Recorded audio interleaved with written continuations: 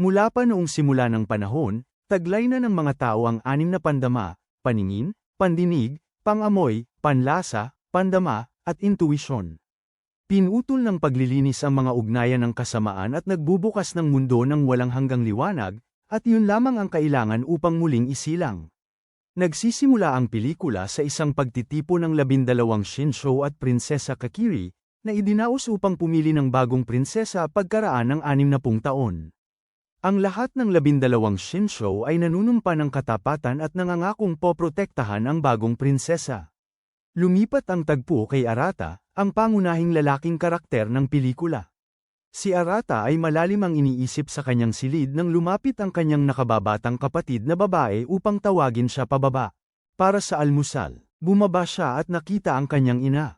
Ayon sa kanyang kapatid, si Arata ay napakabait at matuwid na tao, ngunit sa kabila ng kanyang kabutihan, tila hindi siya sinuswerte. Habang papunta sa paaralan, nakasalubong ni Arata ang kanyang matalik na kaibigan na si Suguro.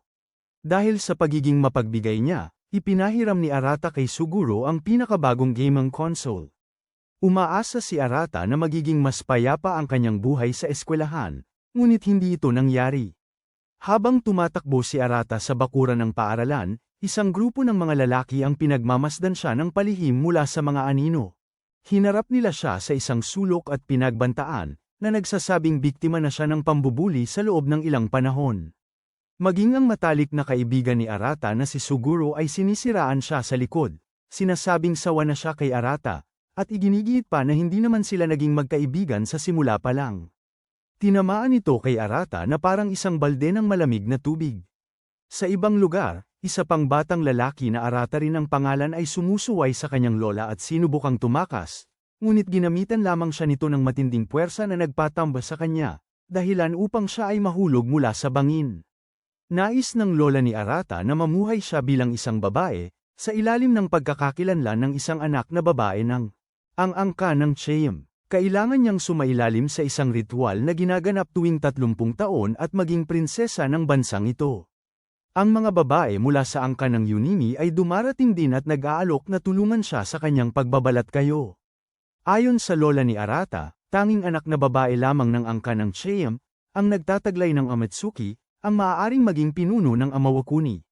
Ngunit dahil si Arata ay isang lalaki, hindi niya kayang gamitin ang Amatsuki, at kung malantad ang kanyang lihim, tiyak na malalagay sa matinding panganib ang kanyang buhay. Sa kabila ng kanilang matinding pagsisikap sa paglipas ng mga taon, hindi nagawa ng kanyang angkan na magkaroon ng isang babae. Tagapagmana. Ang dahilan kung bakit siya pinipilit ng kanyang lola na magpanggap na babae ay dahil may inilabas na utos na nagsasaad na kung hindi sila makapagpresenta ng anak na babae, ang buong angkan ng Cheam ay malilipol dahil sa krimen ng pagtataksil. Kaya kailangan niya si Arata upang protektahan ang angkan at bantayan ang Heiagami, ang banal na Goshantai na ipinasa mula sa kanilang mga ninuno. Hindi naniniwala si Arata sa anuman dito. Kaya kinuha niya ang espada at idineklara na ito ay isa lamang bulok na relikya. Pinagalitan siya ng kanyang lola dahil sa kawalang galang sa mga Diyos, pagkatapos ay inatake sa puso. Dahil papalapit na ang mga sundalo, walang pagpipilian si Arata kundi magbalat kayo bilang isang babae para sa 3 araw ng ritual. Si Prinsesa Kakiri ay nanghihina na matapos mamuno sa loob ng 60 taon, lahat ay dahil nabigo ang angka ng Cheam na magkaroon ng anak na babae sa loob ng 30 taon upang humalili sa kanya, na nangangahulugang ang kapalaran ng bansa ay nakasalalay ngayon sa seremonyang ito. Gayunpaman, nagdududa si Arata na maloloko niya ang prinsesa at ang 12 Shinsho. Nang makita ang kanyang pag-aalala, inalis ni Kadoha ang protektibong anteng-anteng na minsan niyang natanggap kay Prinsesa Kakiri at ibinigay ito kay Arata. Tinanggap niya ito at pinatatag ang kanyang loob upang iligtas ang kanyang angkan. Sa wakas, dumating ang araw ng ritual, ang una sa loob ng 30 taon, ang pagsilang ng isang bagong prinsesa. Sinabi ni Arata kay Kadoha na bumalik sa nayon ng mabilis hanggat maaari at ihatid ang mga taga-nayon sa isang malayong lugar. Habang susubukan niyang magpalipas ng oras sa loob ng 3 araw, pinagkalooban si Arata ng isang audience sa prinsesa. Lubos siyang nagulat nang malaman na bagamat napakatanda na niya sa edad, ang anyo niya ay tulad ng isang maliit na bata. Panyanatag ng prinsesa si Arata, Sinasabing siya rin ay nababalisa tulad niya ng matagal subalit naging maayos ang lahat. Pagkatapos ay humakbang siya pasulong at ipinatong ang kamay niya sa noo ni Arata. Habang ang ritual ay isinasagawa, isa sa mga Shinsho ay biglang sumugod pasulong at nagbigay ng isang nakamamatay. Agad na pinaslang si Prinsesa Kakiri. Pagkatapos, ibinunyag ng Shinsho na ito na si Arata ay isang lalaki. Hindi niya alam ang dahilan sa likod ng pagpapanggap, ngunit ipinahayag niya na pagsapit ng bukas, mamamatay si Arata dito. Sumigaw si Arata sa iba pang Shinsho, humihingi ng sagot kung bakit wala ni isa sa kanila ang kumikilos sa pagpaslang sa prinsesa. Ito ay isang kudeta na isinagawa ng 12 Shinsho. Napagtatantong malala ang sitwasyon, tumalon si Arata sa tubig sa ibaba upang makatakas. Napatay ang apoy ng ritual, na nagdulot ng pagkakagulo sa mga tao. Lumabas ang Shinsho na may puting buhok na si Kanagi at ipinahayag sa lahat na si Arata. Siya pala ay isang lalaking nagpanggap na babae na siya ring pumaslang sa prinsesa. Inutusan niya ang kanyang mga sundalo na hanapin ang traidor na ito sa anumang paraan at tuldukan ang kanyang buhay. Habang tumatakas, nakabangga si Arata ng ilang sibilyan na nakakita sa kanyang tunay na anyo bilang isang lalaki. Pagkatapos ay iniulat ng mga sundalo na patungo si Arata sa kagubatan ng Kando. Sa kabilang banda, ang maikling buhok na si Arata ay nawalan na siya ng lahat ng pag-asa sa mundo. Ang tanging nais na niya ngayon ay mawala sa mundo. Sa sandaling yon, may biglang lumipad papalapit sa dalawang Arata, at nagpalit ang dalawa.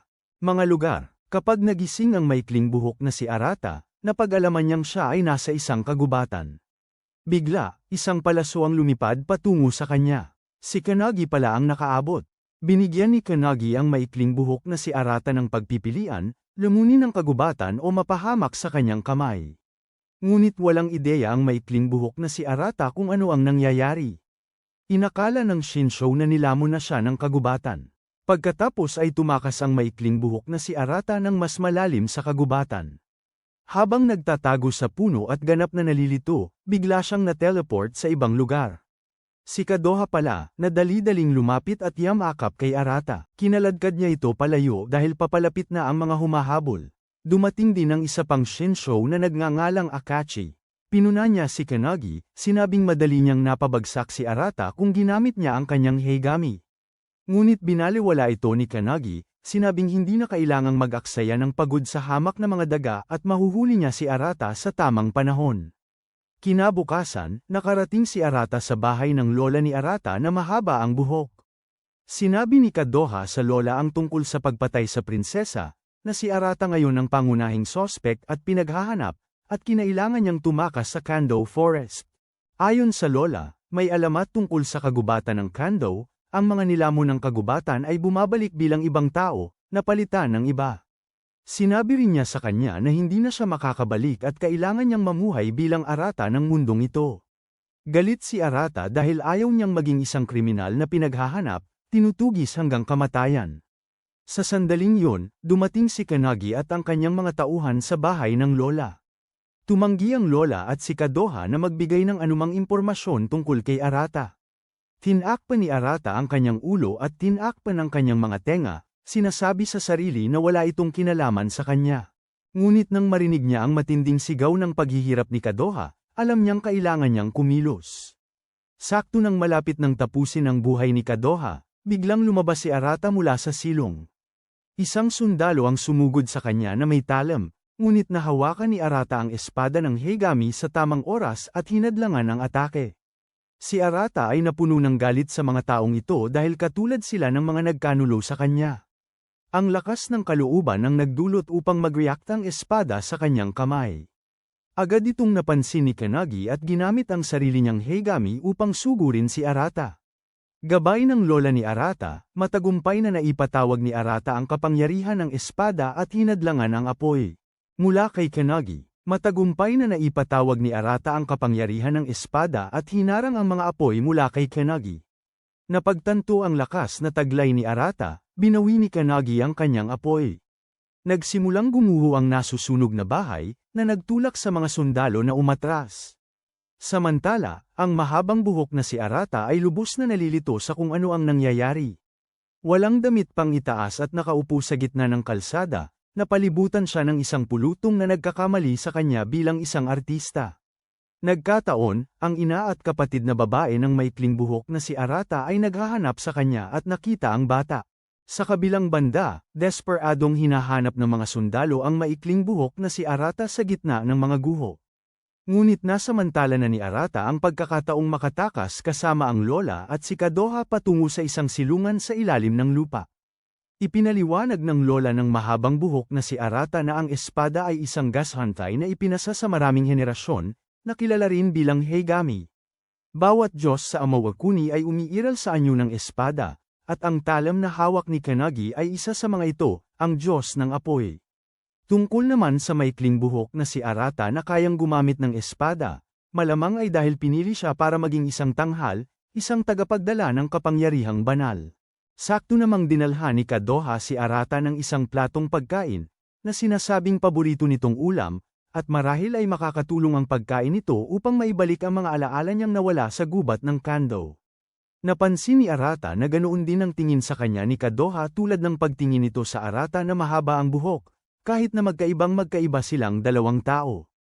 Naalala ng Arata na maikli ang buhok ang sinabi ng lola, na ang pinili ng Heigami ay hindi ang kanyang apo, kundi siya, isang estranghero mula sa ibang mundo. Sa ibang lugar, nakipagkita si Akachi kay Kanagi at inutusan siyang hulihin si Arata ng buhay at ilagay siya sa paglilitis sa harap ng taong bayan, upang ipaalala sa mga mamamayan ang kapangyarihan ng 12 Shinsho. Nakaupo si Arata na maikli ang buhok, nagmumuni-muni sa kanyang buhay, isa lamang siyang estudyante. Dapat ay nag-aaral siya at nakikipagkaibigan, ngunit nang maalala niya kung paano siya ipinagkanulo ng kanyang matalik na kaibigang si Suguro, bumalik ang sakit. Sa sandaling yun, lumapit si Kadoha at umupo sa tabi ni Arata. Hinikayat niya si Arata na maging sarili lamang niya, at babalik din ang kanyang mga alaala sa takdang panahon. Ngunit iginiit ni Arata na siya si Hinohara Arata, isang tao mula sa ibang mundo. Mukhang hindi naman ito pinaniwalaan ni Kadoha. Yamakap siya mula sa likod at nangako, na mananatili siya palagi sa tabi nito at maniniwala sa kanya. Napansin ni Kadoha na nawala ang kwintas na ibinigay niya kay Arata, kaya tinanggal niya ang nakasabit sa kanyang sariling leeg at ibinigay na lang ito kay Arata. Biglang lumitaw si Kanagi. Hawak niya ang lola ni Arata at hinihingi niyang ilabas ni Arata ang Heigami para sa isang duelo. Nang makita niyang wala kay Arata ang Heigami, inutusan ni Kanagi ang kanyang mga sundalo na pigilin siya. Habang inihahatid siya palayo, ang kwintas sa leeg ng maikling buhok na si Arata ay biglang nagsimula. Para umilo, bumubukas ito patungo sa isang salamin, at sa kabilang panig ay nakatayo si Arata na mahaba ang buhok. Ang dalawang Arata ay natigilan nang makita ang isa't isa. Ang Arata na maikli ang buhok ay humingi ng paliwanag kung bakit pinatay ng Arata na mahaba ang buhok ang prinsesa, ngunit nanumpa ito na hindi niya ginawa. Ang tunay na pumatay ay si Kanagi, at ang iba pang Shinsho ay nanood lang. Ang Arata na maikli ang buhok ay medyo nagdududa sa mga salita ng kanyang kapareha.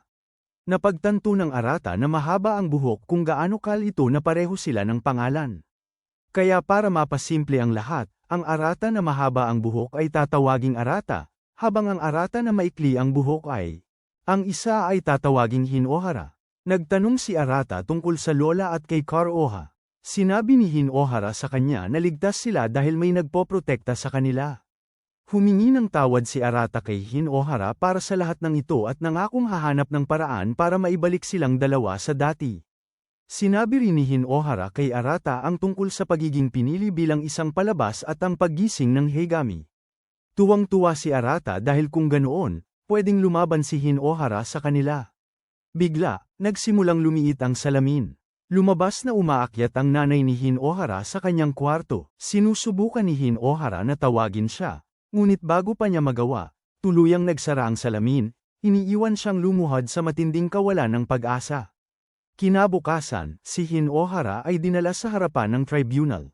Sinimulan ni Kanagi na basahin ang mga paratang laban kay Hinohara sa isang malakas na boses, sinasadya niyang magkunwari bilang isang babae upang agawin ang trono, tinatangkang patayin ng prinsesa, inaabuso ang kapangyarihan ng angkan ng Haim upang isagawa ang pagpatay. Pagkatapos ay ipinakita ni Kanagi sa mga tao ang kasalukuyang kalagayan ng prinsesa.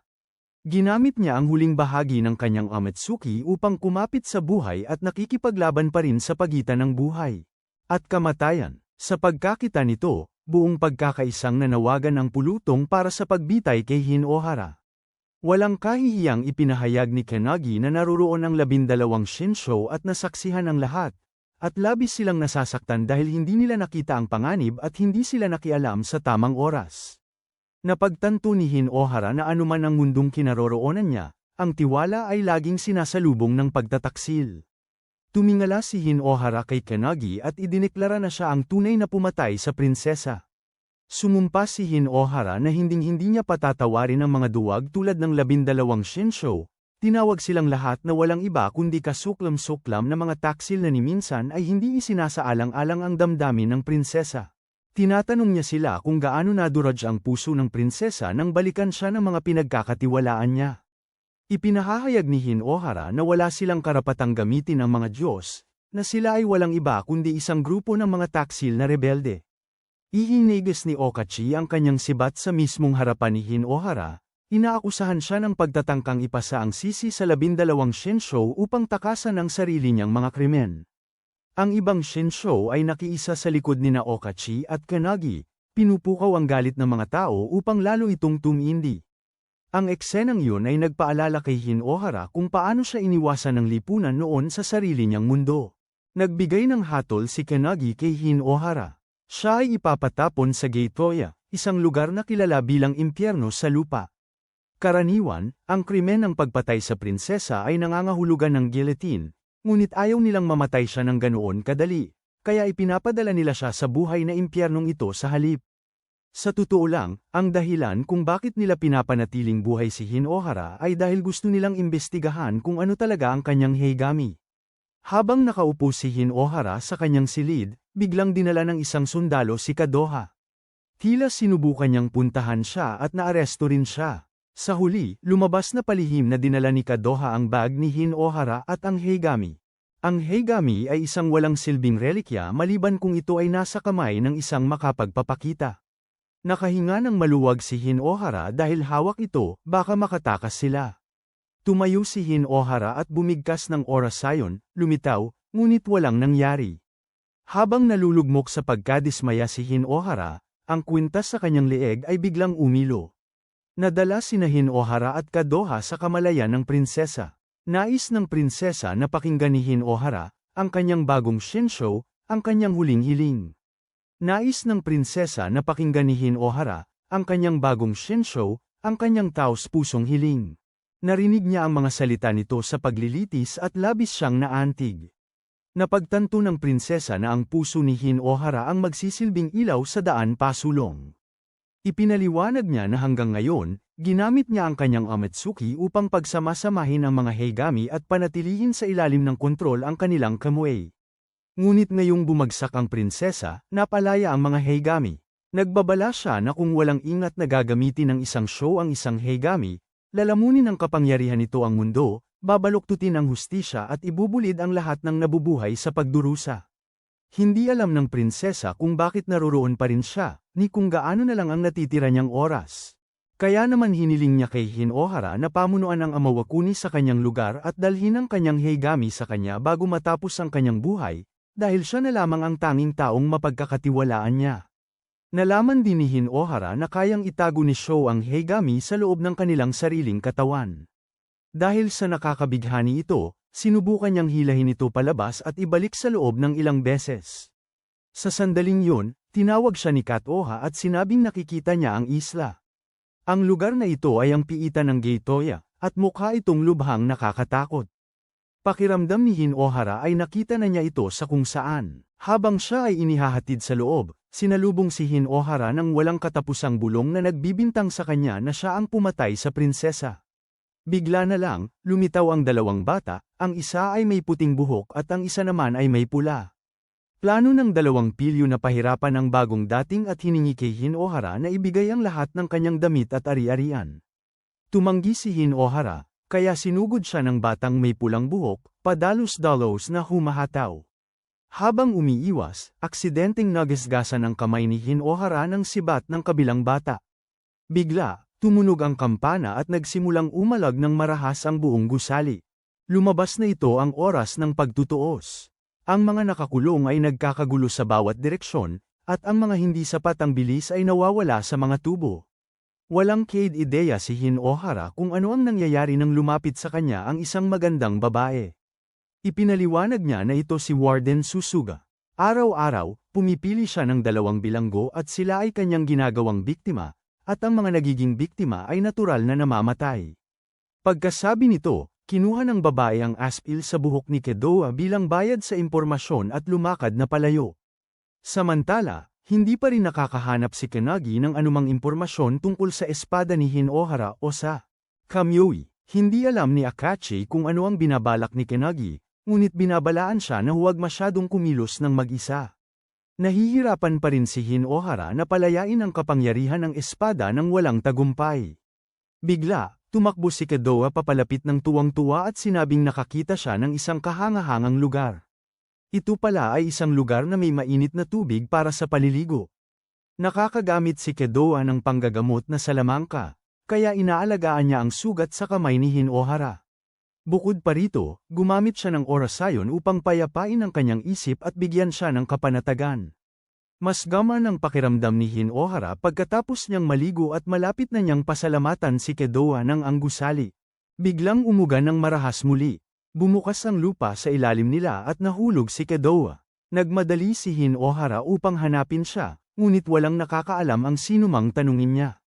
Para lalo pang lumala ang sitwasyon, isang grupo ng mga bilanggo ang gustong gawin siyang daan para makalabas mula sa lugar na ito, kaya napilitan siyang pansamantalang magtago sa isang sulok. Pakiramdam ni Hinohara ay wala siyang silbi dahil wala siyang magawa upang iligtas si Kedoa. Biglang may nagsalita at lumitaw ang isang aninong figura. Alam din ng figura na si Hinohara ay isang palabas at tinatanong kung bakit umiyak ang isang palabas, kinukwestiyon. Kung balak niyang pagtaksilan ng mga taong nagtiwala sa kanya. Matapos sabihin yon, naglaho ang anino. Sa sandaling yon, lumitaw din ang babaeng nakita kanina at nagpakilalang Osam. Sinabi ni Osam na mayroon siyang impormasyon tungkol kay Kedoa, kaya ibinigay ni Hinohara ang kanyang bag bilang bayad. Sinabi ni Osam sa kanya na nakita niya ang batang may pulang buhok na nagngangalang Kani na itinatakbo ang isang babaeng kamukha ni Kedoa. Idinagdag niya na masama ang batang yun at pinayuhan si Hinohara na bilisan. Sa pagkakataong ito, libreng ibinigay ni Osam ang impormasyon. Pinasalamatan siya ni Hinohara at mabilis na umalis. Kedoa ay nagkamalay na ngayon at nagpasalamat kina Kanaate at Jinchai sa pagsagip sa kanya. Napansin ni Jinchai na tila may pagtingin ng kanyang amo kay Kedoa, kaya lumayo siya upang bigyan sila ng pribadong sandali. Ang maiwanang mag-isa sa isang silid kasama ang isang babae ay nagpaparamdam kay Kanaate ng pagkaasiwa, kaya lumabas siya upang hanapin si Jinchai. Nang makita niya si Hinohara na nakatayo malapit sa walang malay na si Jinchai, agad na sumugod si Kanaate. Walang patumanggang iwinasiwas ni Kanaate ang kanyang talam, kaya napilitan si Hinohara na hugatin ang kanyang hegami upang ipagtanggol ang sarili. Hiningi ni Kanaate na malaman kung ano ang kaugnayan ni Hinohara kay Kedoa. Ipinaliwanag ni Hinohara na marami na siyang beses na iniligtas mula nang dumating siya sa mundong ito at naniniwala siya rito, kaya ngayon, oras na niya para protektahan si Kedoa. Dahil dito, hiniling niya na ibalik ni Kanaate siya. Sa mismong sandaling yon, may sumugod, tila upang harapin si Jinchai. Nakita ito ni Hinohara at sumipa na nagpatambas sa umaatake at nawala ng malay. Nagkamalay si Jinchai at sinabi kay Kanaate na pumasok si Hinohara upang protektahan siya nung siya ay nasa panganib.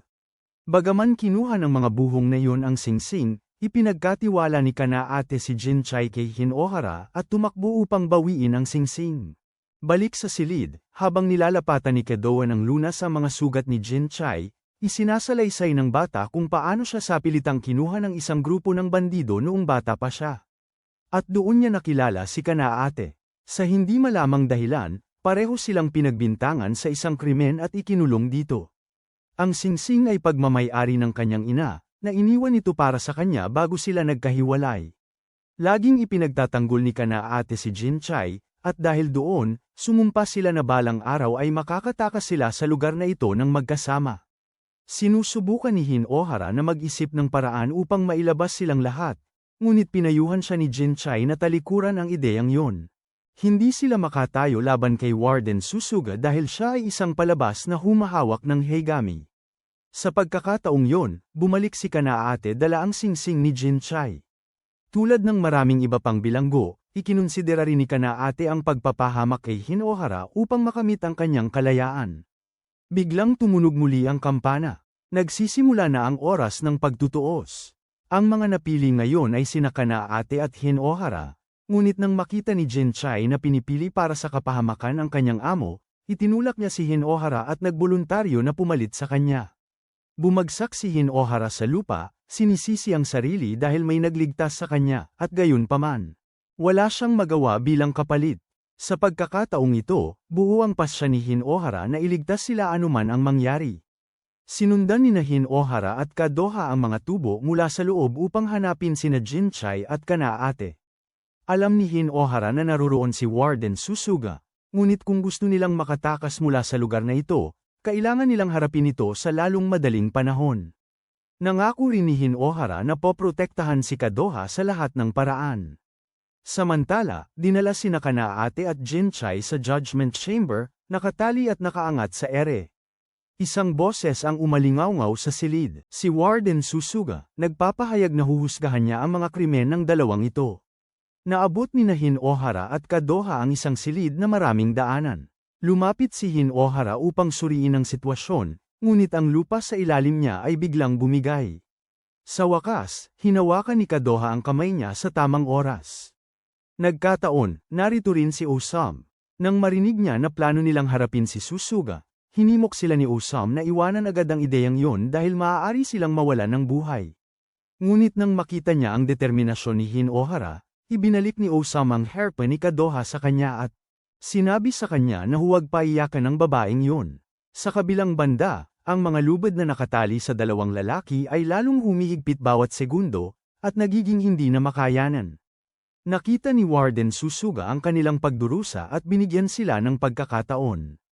Pinilit niya ang dalawang lalaki na maglaban sa isa't isa sa harap niya. Ang mananalo ay ipahahayag na inosente at palalayain. Kung tatanggi sila, pareho silang mamamatay. Kumalas ang mga lubid kay Kanae at Jinchai, at inihulog sa kanila ang kanilang mga sandata.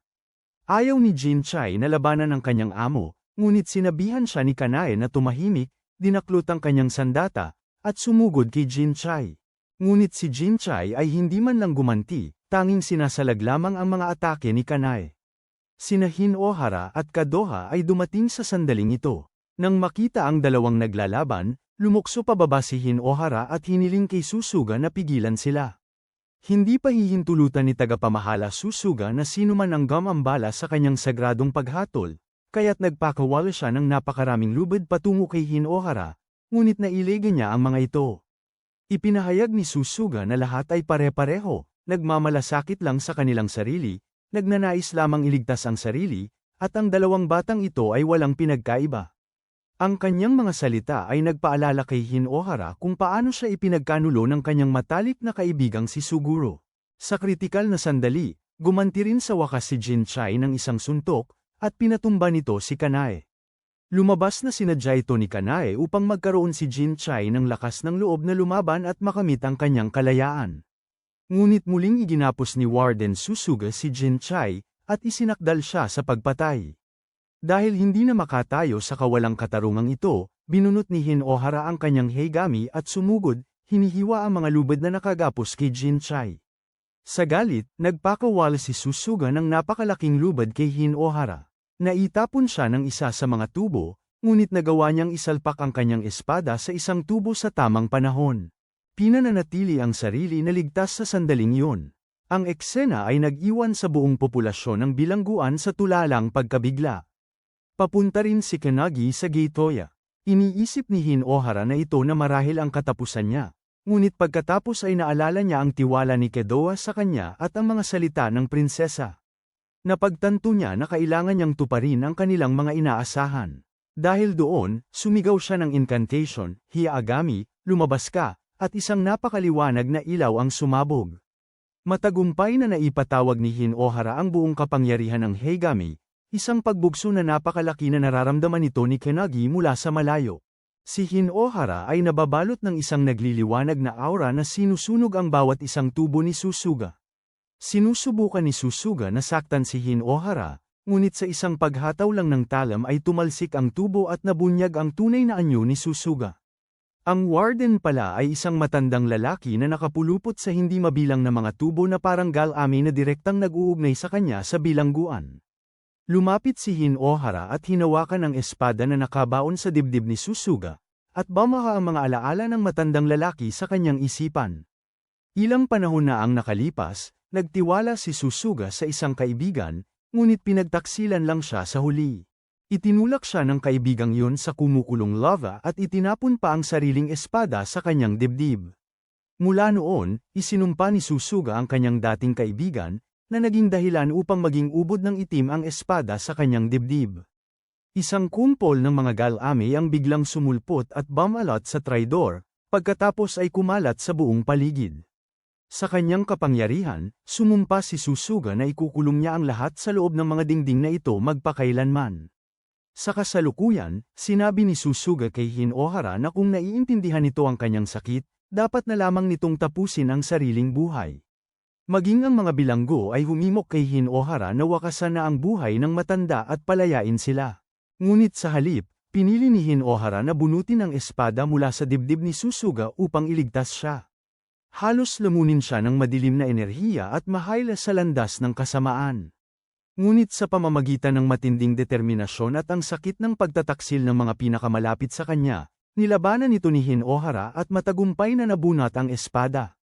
Tinanong ni Susuga kung bakit siya nagpakahirap ng ganoon. Sumagot siya na nang makita niya ang mga alaala ng matanda, sumikip ang kanyang dibdib dahil ipinagkanulo si Susuga tulad niya.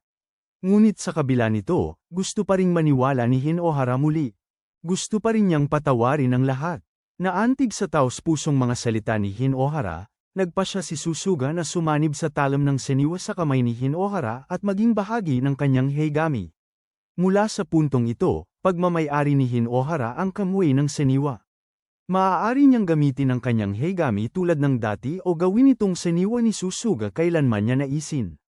Pagkatapos, ginagamit ni Hinohara ang kapangyarihan ng seniwa upang buhayin ang lahat ng mga kinuha sa oras ng pagtutuos. Ang kapangyarihang ito ang nagbabago mismo sa Geitoya. Mabilis na dinala ni Kanate ang lahat sa kanilang lumang tahanan, dahil sa pag-iisip na kung nagbabago ang Geitoya, baka nagbabago na rin ang lugar na yon. Dumating na rin si Kenagi sa Geitoya at tinanong ang mga nakatira doon kung nasaan si Hinohara. Sinabi nila sa kanya na natalo na si Susuga at nasa ibaba ang palabas. Pagkatapos ay lumitaw si Susuga sa harap ni Kenagi at sinabi sa kanya na si Hinohara ay napakalakas.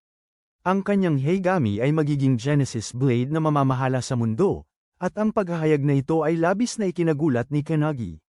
Balik kay Kanate, lumalabas na ang kanilang lumang tahanan ay isa palang bangka. Ngayon, si Hinohara at ang lahat ay maglalayag patungo sa kabisera upang ihatid ang heigami kay ang prinsesa. Nag-eehersisyo si Arada sa kanyang silid. Iniisip ng kanyang pamilya na may mali sa kanya, kaya sumusunod na lang siya sa anumang sabihin nila.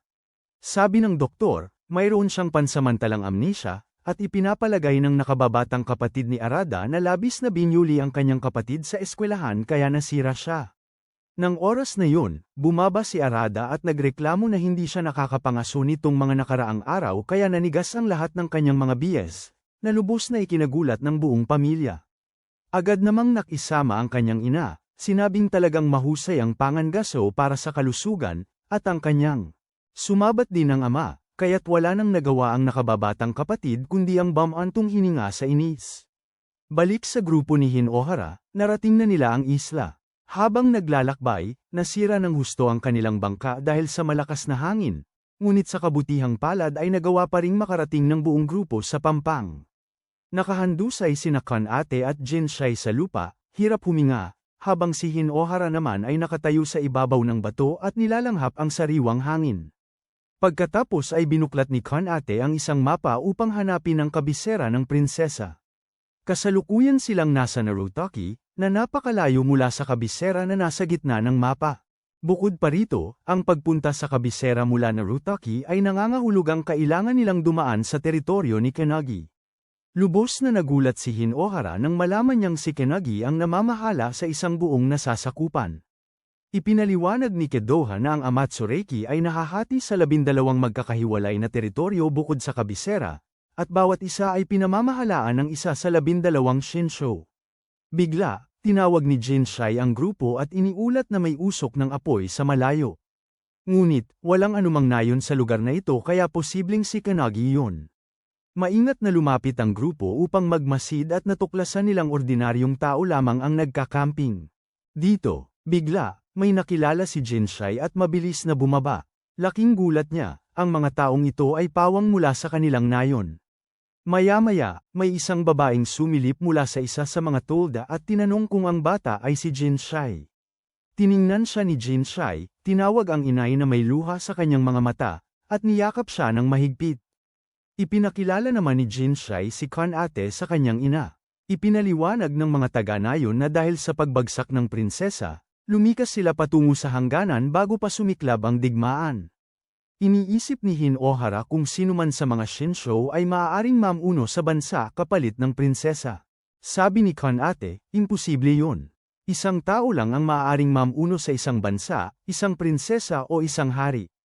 Isinalaysay ni Kedoha na matagal na ang nakalipas, ang 12 shinsho ay nagdigmaan laban sa isa't isa para sa trono, at sa huli ay inangkin ito ng prinsesa at kinontrol ang Kamui, na nagdala ng kapayapaan sa lupain. Ngunit ngayon ay bumagsak na ang prinsesa at malapit nang sumiklab muli ang digmaan. Narating na ng mga taga-nayon ng hangganan, isang lagusan na minsan lang nagbubukas sa isang buwan. Nagpaalam ang mga taga-nayon kay Hinohara at umalis, at sasama sa kanila si Jinshai. Gusto ni Jinshai na isama si Kanate, ngunit hindi maaaring sumama si Kanate, dahil ito ang kanyang pangkat ng bandido.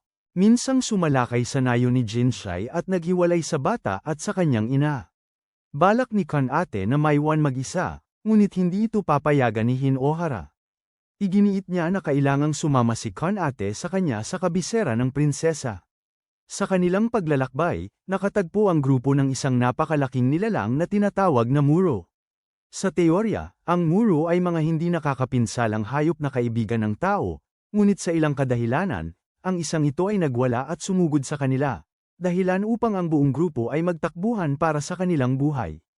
Sa kabutihang palad, nang makita nito na ang tatlo sa kanila ay bumagsak sa lupa nang nakaubos, hinayaan sila ng Muro. Biglang may lumabas na isang dalagita mula sa mga palumpong, may hawak na itlog. Ito ay itlog ng Muro, at yun yata ang dahilan kung bakit labis na nagalit ang nilalang. Hindi pa siya nagtatagal sa paglitaw nang muling magpakita ang Muro. Ang buong grupo ay sumisid sa mga palumpong upang magtago, iniiwan kay Kanate ang gawain na labanan ang hayop. Pagkatapos ay tinanong ni Karoha ang dalagita kung bakit niya kinuha ang itlog ng Muro. Ipinaliwanag ng dalagita na ang itlog ng Muro ay napakapuno ng sustansya at buntis ang kanyang ina. Kaya gusto niyang pakainin ng kanyang ina ng isa at manganak ng pinakamalakas na sanggol sa baryo. Ngunit doon mismo ay napisa ang itlog, lubhas sa pagkadismaya ng dalagita. Sa sandaling yun, ibinalik si Kanate ng isang lalaki na siya pala ang amo ng babae at tagapagligtas ni Kanate. Bigla, si Hinohara ay nagpatamba-tamba at bumagsak. Nang magkamalay siya, natagpuan niya ang sarili niya sa loob ng bahay ng isang lalaking nagngangalang Ohika, ang parehong lalaki na nagligtas kay Kanate. Lumalabas na nilalagnat si Hinohara, at patuloy siyang pinagagaling ni Karoha gamit ang kanyang Unami powers. Binalaan ni Kanate si Hinohara na siya ay nasa malaking gulo, dahil si Ohika ay isang Zokusho, isang show na naglilingkod sa isa sa 12 shinsho. Kasalukuyang naglilingkod si Ohika sa ilalim ni Kenagi, kaya kung matuklasan niya na si Hinohara ay isa ring show. Lalala ang sitwasyon. Pagkatapos magsalita ni Kanate, pumasok si Ohika. Alam na ni Ohika na si Hinohara ay isang show, ngunit tila hindi niya alam na siya ay maling inakusahan. Ang kamui ng kanyang heigami ay panday, kaya pagkakita niya kung gaano kalala ang pinsala ng espada ni Kanate, pinunot niya ito at inayos. Ibinahagi ni Ohika na si Kenagi ay palaging mabuti sa kanya. Nang malaman niyang nagdadalang tao ang asawa ni Ohika, mas masaya pa si Kanagi kaysa kay Ohika mismo. Tungkol naman kay Kanagi, kasalukuyan siyang nakatayo sa harap ng puntod ng isang babaeng nagngangalang Amiso, tila isang pumanaw na asawa o kasintahan. Sumusumpa si Kanagi na angkinin niya ang trono para kay Amiso. Sa sandaling yun, isang sundalo ang nagmadaling pumasok at sinabi kay Kanagi na magpunta agad sa tirahan ni Kagiso. Pagdating ni Kanagi, natuklasan niyang ang lahat ng naroon ay nawalan ng buhay sa kamay ni Akachi. Sa panig naman ni Ohika, ayaw na niyang makibahagi sa anumang digmaan. Gusto niyang mamuhay kasama ang kanyang mga tao, mahalin ang kanyang pamilya, at pumanaw ng mapayapa. Ibinunyag din ni Ohika na mayroong paraan upang angkinin ang trono ng walang pagdanak ng dugo, kung ang bawat isang show ay kusang sisuko sa isang tao at magsasama sa Heigami ng taong yun. Ang pagpapailalim ay kapag inilipat ng isang palabas ang kanyang kaluluwa at Heigami sa ibang palabas, tulad ng ginawa ni Susuga noon. Ang kaluluwang napailalim ay hindi naglalaho kundi patuloy na nabubuhay sa loob ng Heigami na sinasamahan nito. Narinig din ni Ohika na si Susuga ay kusang loob na nagpailalim sa ibang palabas, isang nagtataglay ng bagong Heigami at sinasabing nagtangkang patayin ang prinsesa. Ayon kay Ohika, kung ang pagpapailalim ni Susuga ay tunay na kusang loob, kung gayon ang pahayag na ang palabas na ito ay isang taksil ay dapat na hindi totoo, dahil ang kamuy ni Susuga, si Seniwa, ay kayang makita ang tunay na kalikasan ng iba. Bigla, napagtanto ni Ohika na ang pangalan ng palabas ay kapareho ng kay Hinohara, ngunit bago pa siya makapagtanong, isang utusan ang nagbalita na may dumating na bisita. Sa panig ni Kanagi, halos lahat ng kanyang basalyo ay napatay ni Akachi, dahilan upang siya ay magalit ng labis. Isa na lamang basalyo ang natitira, si Ohika. Inutusan ni Kanagi ang kanyang mga sundalo na ihanda ang sasakyang panghimpapawid at magtungo agad sa nayo ni Ohika. Ngunit huli na ng isang hakbang si Kanagi dahil dumating na si Akachi upang personal na kausapin si Ohika. Nakatayo sina Hinohara at ang kanyang mga kasama sa labas, nakikinig ng palihim sa usapan. Ibinunyag ni Akachi kay Ohika na si Kanagi ang nasa likod ng pagpatay sa prinsesa. Ipinaliwanag niya na tinalikuran ni Kanagi ang kanyang katapatan sa prinsesa sa paghahangad ng trono at ngayon ay pinaghahanap ang isang batang ginamit bilang pyesa sa kudeta para hindi na ito makapagsalita. Pagkatapos ay iminungkahi ni Akachi na si Ohika na lamang ang maging kanyang Zokusho. Sa kabila ng pagbubunyag ni Akachi sa mga krimen ni Kanagi, nanatiling buo ang katapatan ni Ohika kay Kanagi. Bilang isang Zokusho, handa siyang makibahagi sa mga kasalanan ng kanyang Panginoon. Nang makitang nabigo ang pangungumbinsi, binunot ni Akachi ang kanyang Heigami at ipinatawag ang di mabilang na Thales. Mula sa lupa, ginagamit pa ang buntis na asawa ni Ohika para gipitin siya. Ipinipilit ni Akachi na sumuko si Ohika sa kanya, ipinagmamalaki na nasipsip na niya ang 6 na Heigami at malapit na niyang maangkin ang trono. Nang walang ibang mapagpipilian, pumayag si Ohika na paikop kay Akachi upang protektahan ang kanyang asawa, ang kanyang pamilya, at ang mga tao sa kanyang nayon. Nangako si Akachi na hindi sila sasaktan, ngunit sa sandaling sumuko si Ohika, nilabag ni Akachi ang kanyang salita at kinitil ang buhay ng asawa ni Ohika sa harapan mismo ng kanyang mga mata. Hindi matiis ni Hinohara ang tanawing yun. Nakita na rin ni Akachi ang grupo ni Hinohara. Sa mismong sandaling yon, dumating din si Kanagi. Hiningi niya ang dahilan kung bakit pinatay silang lahat ni Akachi, at simpleng sumagot si Akachi na nagsimula na ang digmaan para sa trono. Sa galit, nagpakawala si Kanagi ng apoy kay Akachi, ngunit nagtaas si Akachi ng pananggalang na bato at hinaranggan ang apoy. Lumundag si Kanagi sa ere at patuloy na umulan ng apoy, ngunit nagtayo si Akachi ng mga pader na bato sa paligid niya at pagkatapos ay nagpatawag ng sunod-sunod na matutulis na bato na umakyat mula sa ilalim ng mga paa ni Kanagi at ng kanyang airship. Hinawi ni Kanagi ang mga matutulis na bato. Si Akachi ay bumulusok sa sarili niyang pader at nagpatawag ng bagyo ng matutulis na talam na diretsyong tumama kay Kanagi. Ginagamit ni Kanagi ang kanyang apoy upang salagin ang pananalaki, ngunit sinamantala ni Akachi ang pagkakataon at sinipa siya pababa mula sa airship. Pagkatapos ay sumugod sila sa isa't isa sa isang bakbakan ng mga talam, na lumikha ng isang shockwave na napakalakas kaya't ang grupo ni Hinohara ay tinangay pataas sa hangin at nahulog sa freefall. Sa kabutihang palad, nagawa ni Hinohara na ipatawag ang kanyang kapangyarihan sa tamang oras upang lumikha ng isang barrier, na nagpahintulot sa buong grupo na makalapag ng ligtas. Patuloy na pinipilit ni Kanagi si Akachi para sa isang paliwanag, ngunit wala namang sinasabi si Akachi, na lalo lang nagpapalakas. Lalong nag-alab ang galit ni Kanagi. Biglang idineklara ni Akachi na mahal ni Emiso si Kanagi, ngunit siya ang naging dahilan ng kanyang kamatayan.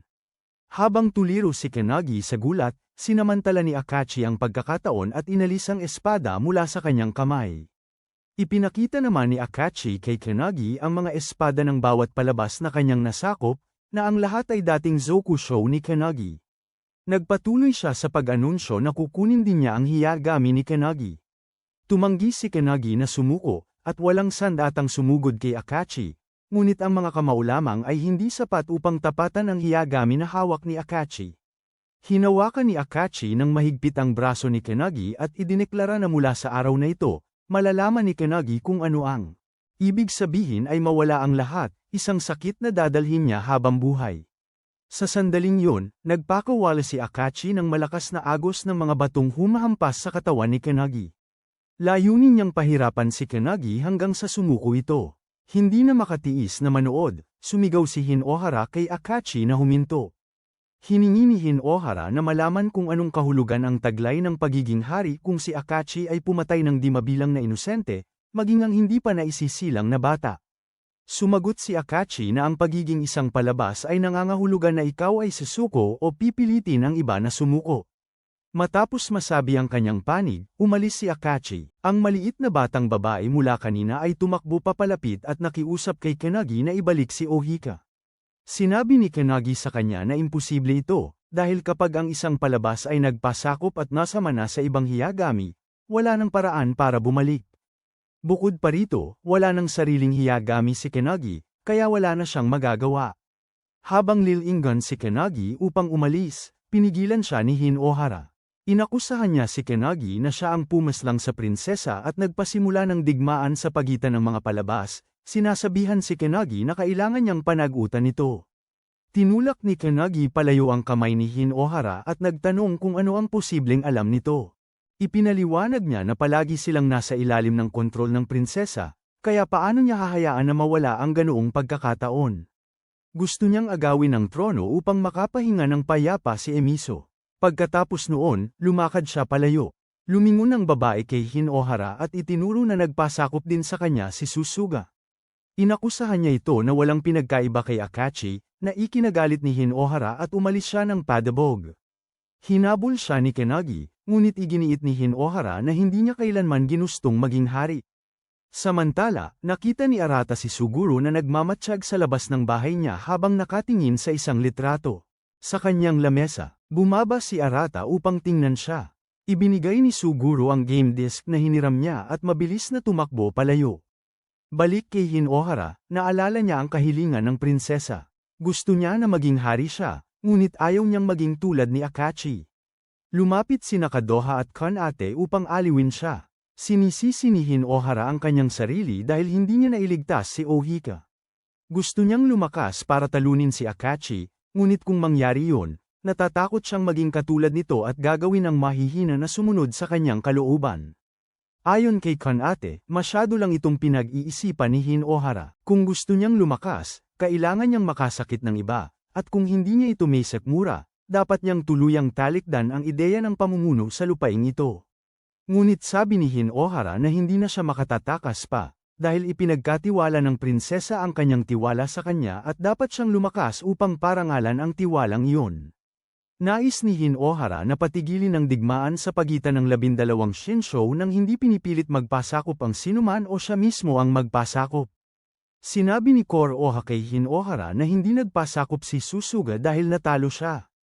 Hindi kinuha ni Hinohara ang kanyang buhay. Sa halip, kusang ipinagkatiwala ni Susuga ang lahat ng kanyang kapangyarihan. Naaalala ni Kadoha ang isang kwento na isinalaysay ng lola ni Arata sa kanya noong bata pa siya. Ang matandang babae ay nagkwento tungkol sa isang maalamat na Higami na ang kamui ay hindi nilikha para sa pag-atake kundi nagsilbing isang talam ng paglikha na nilayon upang magdala ng kapayapaan sa mundo. Mukhang ang Higami ni Hinohara ang mismong maalamat na talam na yon, si Sukuyo. Kinabukasan, pinuntahan ni Hinohara ang maliit na batang babae at ipinangako rito na gagawin niya ang lahat ng kanyang makakaya upang iligtas si Ohika at ibalik siya. Hindi siya sigurado, ngunit marahil mayroon pa ring paraan upang mabawi ang isang buhay na napaloob sa isang Heigami. Nauunawaan na siguro ngayon ni Hinohara kung bakit siya pinili ng prinsesa upang mamuno sa lupaing ito. Tungkol naman kay Arata, sa wakas ay nagpasya siyang pumasok sa paaralang pinasukan ni Hinohara. Sa paaralan, nakilala ni Arata ang isang dating kakilala ni Hinohara. Ngunit dahil nakikita ng lahat si Arata bilang si Hinohara, ipinapalagay ng batang lalaki na nagpapanggap lang si Arata upang iwasan siya. Pagkatapos ay isinama ng ina ni Hinohara si Arata upang makilala ang mga guro at ay patala siya, dahil tila iginiit ni Arata na pumasok sa paaralan. Habang naglalakad sa pasilyo, si Arata ay pinigilan ng isang grupo at tinawag sa rooftop para mag-usap. Nang dumating si Arata sa bubong, naghihintay na roon ang batang nakita niya kanina. Naglabas siya ng ilang babala, ngunit baliwala kay Arata ang mga ito at umakyat siya sa rehas upang humanga sa tanawin. Galit na tinawag ng bata si Arata para bumaba at mag-usap, ngunit sinabi ni Arata na umakyat lamang siya dahil siya ay tinawag. Napansin ng grupo na ilang araw lang nawala si Arata ngunit nakakuha na ng ganitong ugaling angas. Naintindihan din ni Arata na hindi mga kaibigan ni Hinohara ang mga taong ito, kaya lumingon siya upang umalis.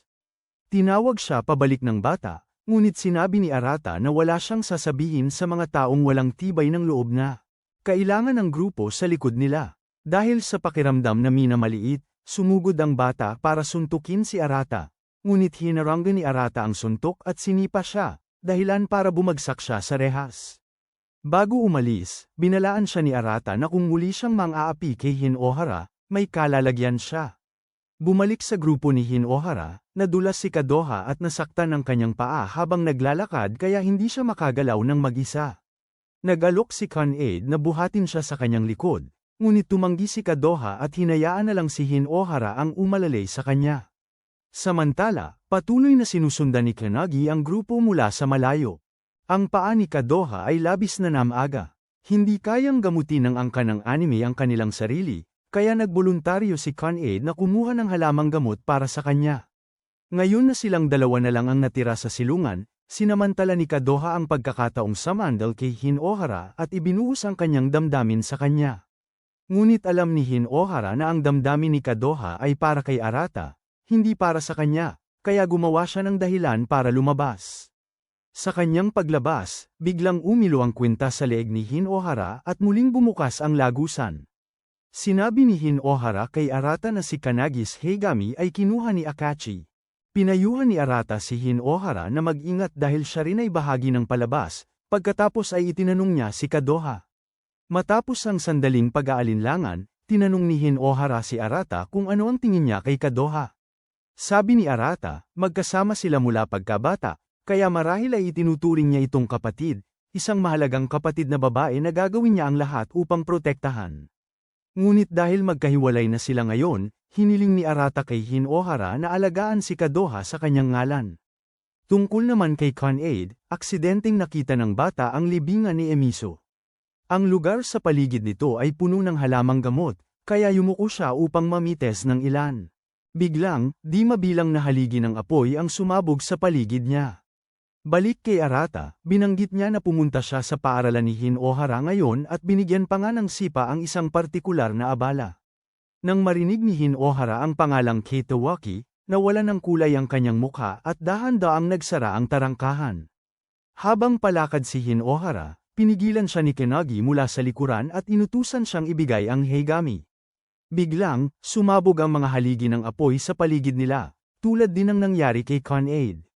Ipinaliwanag ni Kanagi na nawala niya ang kanyang Heigami at hindi na niya makontrol ang apoy, kaya ang kumukulong lava sa ilalim ng lupaing ito ay paminsan-minsang bumubulwak ng ganito. Napilitan si Hinohara na bunutin ang kanyang Heigami upang salagin ang apoy. Tinanong niya si Kanagi kung bakit nito gusto ang kanyang Heigami, ipinaalala sa kanya na siya ang pinili ni Tsukuyo. Ngunit sinabi ni Kanagi kay Hinohara na sarahan ang kanyang bibig. Ang Heigamang yun ang tanging pag-asa niya. Gusto niyang gamitin ito upang pilitin si Akachi na magpasakop at mabawi si Homura, ang sarili niyang Heigami. Pagkatapos ay lumapit si Kanagi kay Hinohara, hindi pinansin ng banta ni Hinohara na papatayin siya kung gagalaw siya. Alam ni Kanagi na hindi kayang pumatay ni Hinohara, kaya inaagaw niya ang Heigami mula kay kanyang kamay at idineklara na ang isang duwag na gaya niya ay hindi karapat-dapat na piliin ni Tsukuyo. Habang malapit ng tuluyang magapi ni Kanagi si Hinohara, dumating si Kadoha sa tamang oras. Ngunit sa pagkabigla ng lahat, isang apoy ang sumabog mismo sa kanyang kinatatayuan at nilamon siya. Ang tanawin ay nagpaalala kay Kanagi ng sinapit ni Amiso na kaparehong kapalaran. Sa kabila ng pagmamakaawa ni Kadoha kay Hinohara na huwag pumasok, sumugod siya direkta sa apoy upang protektahan siya. Ngunit ngayon ay wala na sa kanila ang makakatakas. Matapos ang isang sandali ng pag-aalinlangan, sa wakas ay sumugod si Kanagi at iniligtas silang dalawa. Sabay na nagbalik-tanaw sina Kanagi at Akachi sa nakaraan, sa mga araw na nagsasanay si Kanagi kasama sina Amiso at Akachi. Hanggang sa araw na sinunog ng mga alipin ang tahanan ni Kanagi at kailangan nilang lumikas ng sabay-sabay. Nang makarating sila sa isang ruta ng pagtakas patungo sa dagat, nagboluntaryo si Akachi na maiwan at harangin ang mga alipin, sinabi kay Kanagi na alagaan si Amiso. Sa kasalukuyan, sinisikap ni Kadoha na pagalingin si Kanagi, ngunit kulang siya sa lakas dahil ang sugat nito ay sa puso. Habang nawawala sa sarili, napagkakamala ni Kanagi si Kadoha bilang si Amiso. Naaalala niya kung paano sila ni Amiso minsang tumakas sakay ng bangka. Nang makarating sila sa lupa, lubusan silang napagod at pinatuloy ng mga taga-nayon. Si Kanagi at Amiso ay namuhay ng masaya sa nayon ni Ohika. Ngunit bigla na lang nagkasakit ng malubha si Kanagi at nakarete sa higaan sa loob ng 5 magkakasunod na araw. Lumabas si Akachi para maghanap ng halamang gamot para sa kanya sa kabila ng babala ni Ohika na sumasabog ang lava. Nang magising si Kanagi, hinanap niya si Amiso at nakita itong napalibutan ng apoy. Sinubukan niya itong sagipin, ngunit naitulak siya ng apoy sa bangin at nasunog ang isa niyang balikat. Nawala si Amiso sa apoy sa mismong harapan ni Kanagi. Pinanaygan si Kanagi ng puot para sa Diyos ng apoy na si Homura at nagpa siyang wakasan ang buhay nito roon mismo. Ngunit sa mismong sandaling yon, lumitaw si Homura sa harapan niya at pinili si Kanagi bilang amo nito. Para kay Kanagi, si Homura ay si Amiso. Kailangan niyang mabawi ito mula kay Akachi anuman ang halaga. Nang marinig ito, iminungkahi ni Hinohara na sumama si Kanagi sa kanya at magkasama nilang babaguhin ang kapalaran ng lupain na ito. At ang balitang ito ay mabilis na nakarating sa kaalaman ng iba pang Shinsho. Ang ika-6 na show ngayon ay itinuon na ang kanilang pansin kay Arata at ang kanyang Heigami. Nalaman nila na si Tsukuyo, ang Genesis Blade na nagdadala ng kapayapaan sa mundo, ay nagising na mula sa matagal nitong pagkakatulog. Gusto ng 6th show na pigilan si Arata na makarating sa kabisera at pigilan ang prinsesa na buhayin muli. Si Hinohara ay nakikipag-ensayo kay Kanate upang patalasin ang kanyang mga kasanayan at palakasin ang kanyang sarili. Samantala, si Kanagi ay nakahiga lang nanunood sa 2 bata na nagsasanay. Pinagluluto pa nga niya ang mga ito, inaangkin na sumama lang siya dahil pinakiusapan siya ni Hinohara. Bumalik si Kadoha na may dalang bag ng pagkain at sinulyapan ni Kanagi si Hinohara ng matalim habang ang bata nagtatago ng Heigami sa loob ng kanyang katawan.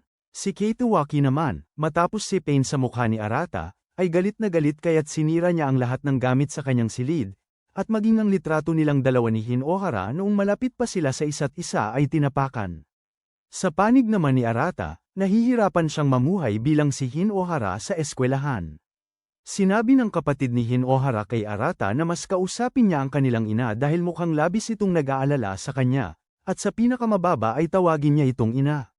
Nakita ng ina ni Hinohara ang dalawa at lumingon. Sinubukan ni Arata na sabihin ang salitang mama, ngunit labis siyang nataranta kaya ang nasabi niya ay, kumain tayo ng muro ngayong gabi. Nagpunta si Arata sa kanyang silid. Wala nga siyang pamilya, lalo na ang isang ina, kaya wala siyang ideya kung paano magkaroon ng ganoong usapan. Nang gabing yun, muling nakatayo si Suguro sa labas ng bahay ni Hinohara. Nakita siya ni Arata at lumukso pababa para tanungin kung kaibigan ba siya ni Hinohara. Tinawag ni Suguro ang sarili niyang walang kwenta dahil sa pagsabing hindi sila kailanman naging magkaibigan ni Hinohara, ngunit ipinaliwanag niya na kung hindi niya yun sinabi, ang mga nambubuli ang susunod na puntirya ay siya, at dahil napakahina niya, wala siyang pagpipilian. Binanggit ni Arata si Kitowaki at tinanong si Suguro kung alam nito kung saan nakatira si Kitowaki. Samantala, palabas na si Kitowaki nang pigilan siya ng kanyang ama. Inutusan siya ng kanyang ama na bumalik sa kanyang silid upang mag-aral. Binanggit ang mga nakaraang pagkabigo ni Kitowaki, at sinabi sa kanya na yun mismo ang dahilan kung bakit siya natalo kay Arata. Idinagdag niya na kung walang lakas ng loob si Kitowaki na gumawa ng anuman, kung gayon dapat, sa pinakamababa, sundin niya ang kanyang ama. Hindi na nakapagtimpi si Kitowaki. Bumalik siya ng sagot, inakusahan ng kanyang ama ng pagkakaroon ng karelasyon at sinabi sa kanya na kung gusto niya, para itago ito kay nanay, dapat ay kasing tusaw siya dito tulad ng pagiging tusaw niya sa kanyang korupsyon. Sinagot siya ng kanyang ama nang may matinding pagkastigo at umalis. Balik sa grupo ni Hinohara, naglalakad sila sa isang kagubatan nang magsimulang umulan. Mabilis na nakilala ni Kanagi na nakapasok sila sa teritoryo ni Yorinami, isa sa 12 Shinsho at ang master ng tubig na Heigami. May kakayahan si Yorinami na kontrolin ang ulan. Nakahanap sila ng silungan at kinuha ni Hinohara ang pagkakataong tanungin si Kanagi para sa karagdagang impormasyon tungkol sa iba pang Shinsho. Sabi ni Kanagi ang 12 Shinsho ay hindi kailanman nakikipagtulungan sa isa't isa maliban sa mga espesyal na seremonya. Ang 6 na show partikular ay lubhang kakaiba. Maging si Kanagi ay hindi pa nakita ang kanilang mga mukha. Naniniwala siya na ang 6 na show ang mga taong dapat iwasan ni Hinohara ng pinakamabuti. Ang hindi nila napagtatanto ay binabantayan na sila ng isa sa mga tao ni Yorinami.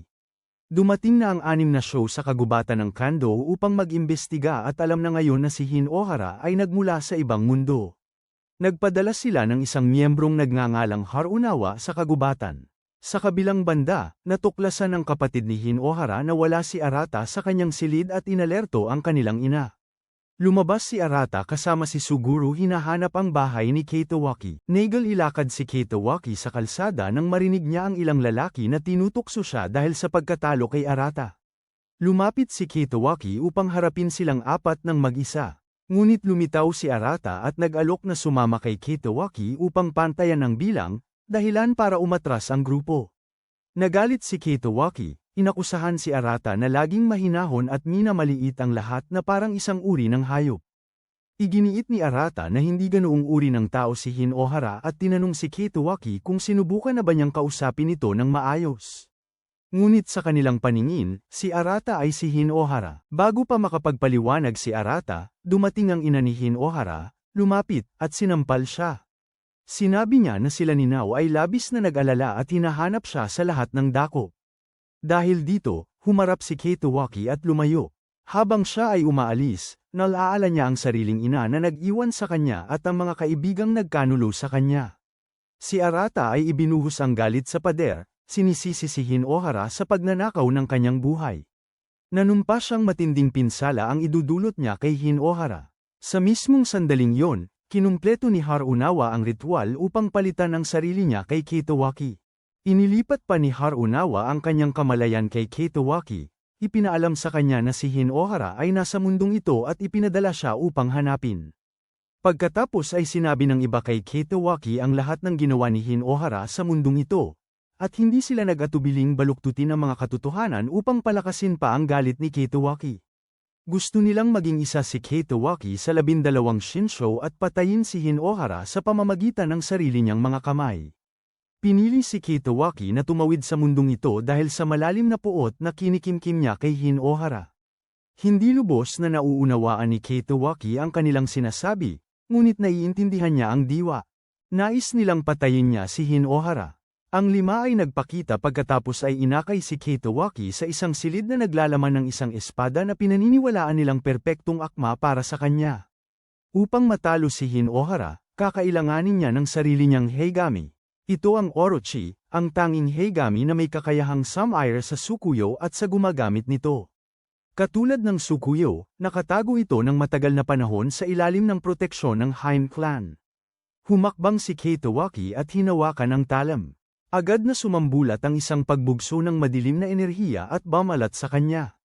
Bawat Shinsho, maging si Kanagi, ay agad itong naramdaman, at ang braso ni Hinohara ay biglang kinabig ng isang matinding sakit. At pagkatapos, hindi tulad ng bawat iba pang tao na sumubok dati at nasawi sa kamay ni Orochi, binasa ng talam ang puot ni Kitawaki at tinanggap siya bilang master nito.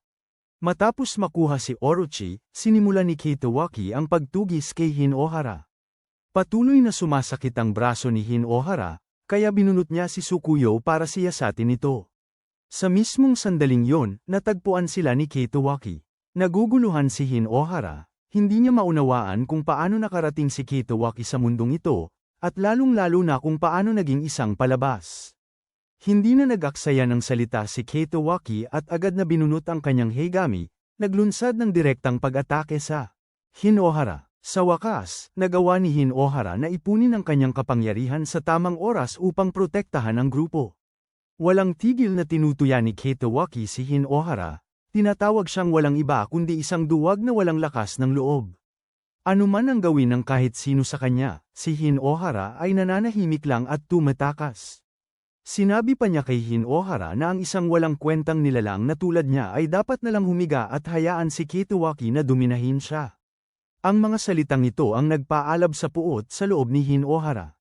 Nawala ang liwanag ng Tsukuyo, na parabang nahuhulog ito sa kaharian ng mga demonyo.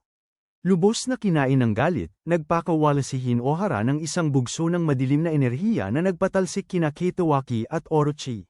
Lumilipad, nagbabala si Kenagi na kung hindi nila mapipigilan si Hinohara, ganap na magiging isang onigami si Tsukuyo. Mabilis na lumapit si Katoha at niyakap si Hinohara. Sinasabi sa kanya na hindi siya magiging demonyo, na mas mabuti siyang tao kaysa kaninuman. Ang kanyang mga salita ay nagpabalik kay Hinohara sa katinoan at pagkatapos ay bumagsak si Katoha. Muling aatake si Kitawaki, ngunit pinabalik siya ng 6 upang ganap na gisingin si Orochi. Dahil wala silang ideya na may kakayahan ding mahulog sa kadiliman si Tsukuyo, sumakay sila sa kanilang airship at umalis. Nagulantang si Hinohara kaya nabitawan niya ang kanyang Heigami. Sinamantala ni Kenagi ang pagkakataon para agawin ito at tumakbo palayo, habang hinahabol siya ni Kanate. Pagkatapos ay binuhat ni Hinohara si Katoha patungo sa isang kalapit na bahay at inalagaan siya. Tinanong ni Katoha si Hinohara kung sino ang taong yun at ano ang ibig niyang sabihin sa pagdating niya sa mundong ito. Nang abutin ni Katoha si Hinohara upang hawakan, kusang umatras si Hinohara. Sinabi ni Katoha sa kanya na ang totoong Arata ay hinding-hindi uurong mula sa kanya ng ganoon. Pinilit niya ito sa sunod-sunod na tanong hanggang sa tuluyang umamin si Hinohara sa totoo.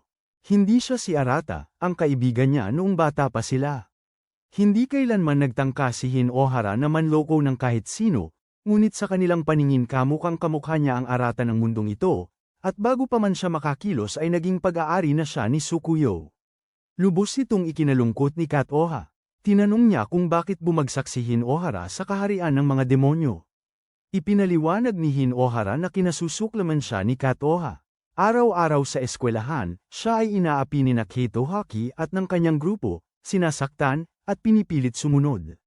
Kaya naman ni Hinohara na lumaban, ngunit pinili niyang huwag gumamit ng karahasan, at patuloy lang ang pagbigat ng sitwasyon araw-araw. Pagkatapos ay nagpaalam si Hinohara kay Katoha at pumunta upang tumayo mag-isa sa ulan. Sa kalaunan ay naabutan ni Kanate si Kenagi. Plano niyang sorpresahin siya mula sa likod, ngunit sa kanyang pagtataka, sinabi ni Kenagi na babalik siya ng kusa. Pagkaraan ng maikling panahon, nakita ni Kenagi at Kanate si Hinohara na nakaupo mag-isa sa ulan. Hinawakan ni Kenagi sa kwelyo si Hinohara at sinabihan siyang ibalik si Tsukuyo. Hindi maintindihan ni Hinohara kung bakit ginagawa ito ni Kenagi gayong labis niyang kagustuhan si Tsukuyo. Sinasabi ni Kenagi na ito ang unang beses na nakahawak siya ng Heigami ng ibang tao, at nahanap niyang napakabigat ni Tsukuyo, marahil dahil sa bigat ng tungkulin at responsibilidad na taglay nito.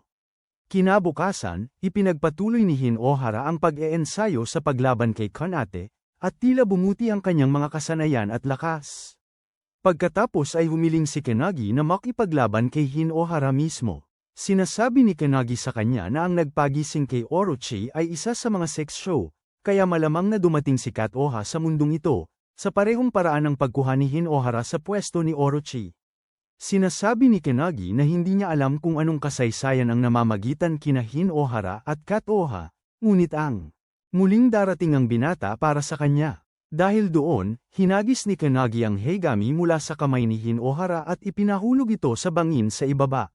Sinabi niya kay Hinohara na sa ngayon ay walang silbi sa kanya si Tsukuyo dahil nag-aalangan ito, takot na muling mahulog sa kadiliman. Pagkatapos ay sinabi ni Kanagi kay Hinohara na kunin si Tsukuyo bago lumubog ang araw. Kung mabaigo siya, dapat na siyang lumayo ng tuluyan.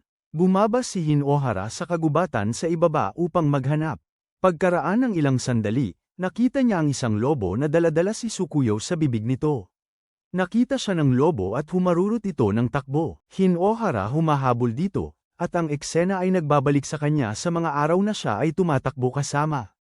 Ang magagandang sandali nang sila ay magkaibigan, ang kagalakan ni Kat-Oha na maging kaklase ni Hinohara. Ang kilig na naramdaman niya sa pagtakbo ng magkatabi. Minsan nang nangako si Kat-Oha na laging tatakbo sa tabi ni Hinohara, na sinasabing ibigay natin ang lahat ng ating makakaya. Sa kasalukuyan, nakatitig ang lobo ng naguguluhan kay Hinohara na nakatayo doon, humihingal. Tungkol naman kay Kat-Oha, tinatawag pa rin niya si Hinohara na walang kwentang nilalang at ninanais pa rin siyang mamatay. Ngunit tumatawa lang ang attendant na si Miyabi, na nagpapahiwatig na talagang may pagmamalasakit si Kat-Oha kay Hinohara ng malaki. Kung tunay niya itong kinamumuhian, babalewalain lang niya ito, ngunit hindi mapigilan ni Kat-Oha ang pag-iisip tungkol sa kanya. Naniniwala si Miyabi na gusto talaga ni Kat-Oha na maging kaibigan si Hinohara. Galit na galit, inilapit ni Kat-Oha ang talam sa kanyang leeg. Isinalaysay ni Kat-Oha kung paano noong panahong yun ay wala siya sa kondisyon at isang kompetisyon lang ang kaya niyang salihan, kaya inanyayahan niya si Hinohara na tumakbo kasama niya.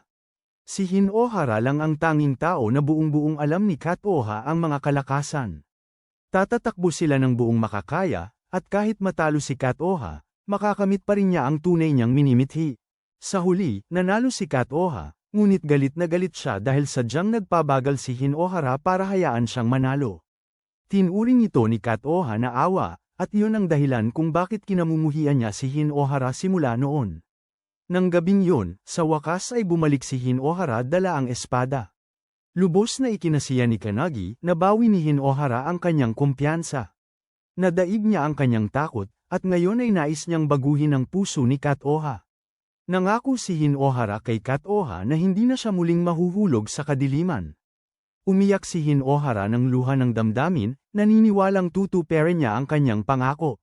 Niyakap ng mahigpit ni Hinohara si Kat-Oha at pinasalamatan siya sa laging pagiging nasa tabi niya, dahilan upang bahagya siyang mamula.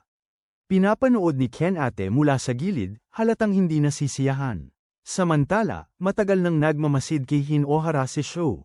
Nagulat siya nang matuklasan na sa loob ni Hinohara ay naroon ang parehong demonyo at ang puso, ngunit nagawa pa rin ni Hinohara na supulan ang demonyo. Naniniwala si Sho na si Hinohara ang maaaring magbalik sa tunay na Yorinami. Nasa kagubatan na ngayon ang grupo ni Hinohara, humahanga sa nakamamanghang tanawin, hindi nalalaman na ang asul na paru-parong lumilipad sa malapit ay si Yorinami pala na nagmamasid sa kanila. Kasabay nito, pinaparusahan ni Yorinami ang isa sa kanyang mga Zokusho dahil sa hindi pagkumpleto ng isang nakatalagang misyon.